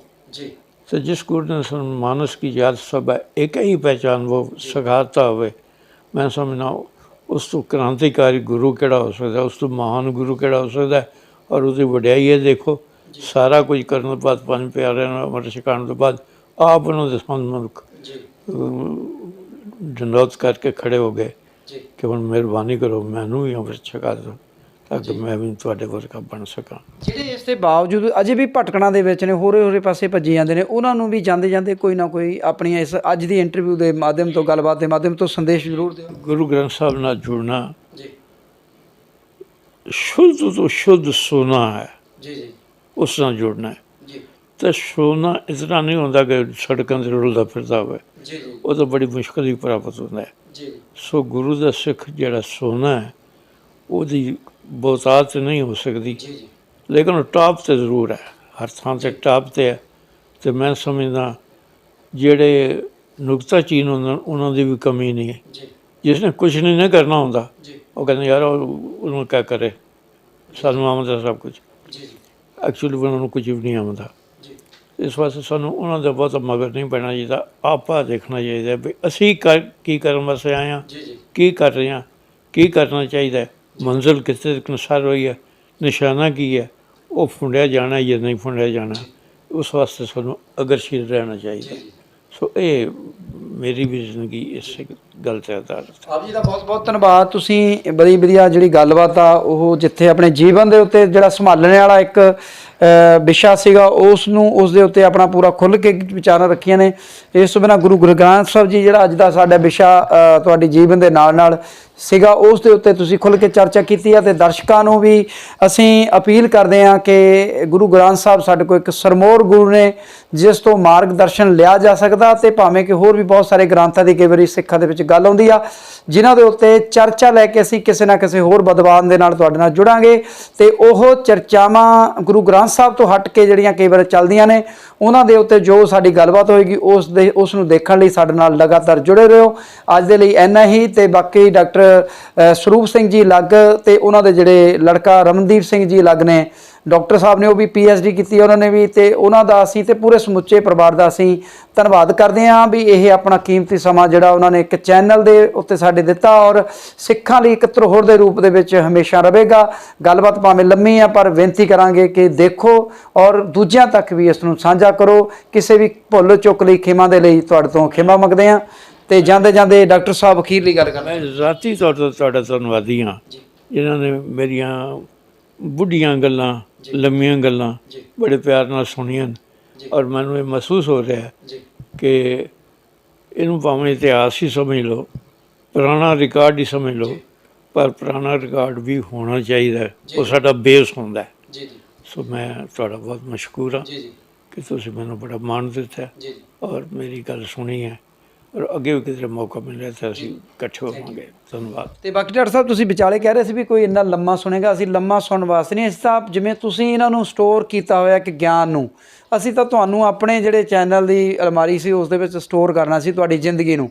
ਇੱਕ ਸਮਾਂ ਆਏਗਾ ਜਦੋਂ ਜਿਨ੍ਹਾਂ ਲੋਕਾਂ ਨੂੰ ਤੁਹਾਡੀ ਜ਼ਿੰਦਗੀ ਦੇ ਉੱਤੇ ਕੁਝ ਖੋਜਣਾ ਹੋਵੇਗਾ ਅਤੇ ਉਹ ਇਹੀ ਵੀਡੀਓ ਬਹੁਤ ਸਾਲਾਂ ਬਾਅਦ ਉਹ ਲੱਭ ਕੇ ਦੇਖਣਗੇ ਕਿ ਗੁਰਪ੍ਰੀਤ ਸਿੰਘ ਮਹਿਦੂਦਾ ਨੇ ਕਿਸੇ ਆਪਣੇ ਦੇਸ਼ ਦੁਨੀਆ ਚੈਨਲ 'ਤੇ ਚਲਾਈ ਸੀ, ਡਾਕਟਰ ਸਰੂਪ ਸਿੰਘ ਜੀ ਅਲੱਗ ਨੇ ਉਸ ਵੇਲੇ ਆ ਗੱਲ ਸਾਂਝੀ ਕੀਤੀ ਸੀ, ਅਤੇ ਲੱਭਣਗੇ ਜ਼ਰੂਰ। ਮਹਿਦੂਦ ਸਾਹਿਬ ਮੈਂ ਤੁਹਾਡਾ ਬਹੁਤ ਧੰਨਵਾਦੀ ਹਾਂ, ਬਹੁਤ ਧੰਨਵਾਦੀ ਹਾਂ, ਬਹੁਤ ਧੰਨਵਾਦ। ਥੈਂਕ ਯੂ ਜੀ ਵੈਰੀ ਮੱਚ। ਅਤੇ ਇਜਾਜ਼ਤ ਲੈਣ ਦਾ ਸਮਾਂ ਹੋ ਗਿਆ। ਸਮੁੱਚੇ ਦਰਸ਼ਕਾਂ ਤੋਂ ਲੈਂਦੇ ਹਾਂ ਇਜਾਜ਼ਤ ਅਤੇ ਫਤਿਹ ਬੁਲਾਉਂਦੇ ਹਾਂ। ਵਾਹਿਗੁਰੂ ਜੀ ਕਾ ਖਾਲਸਾ, ਵਾਹਿਗੁਰੂ ਜੀ ਕੀ ਫਤਿਹ।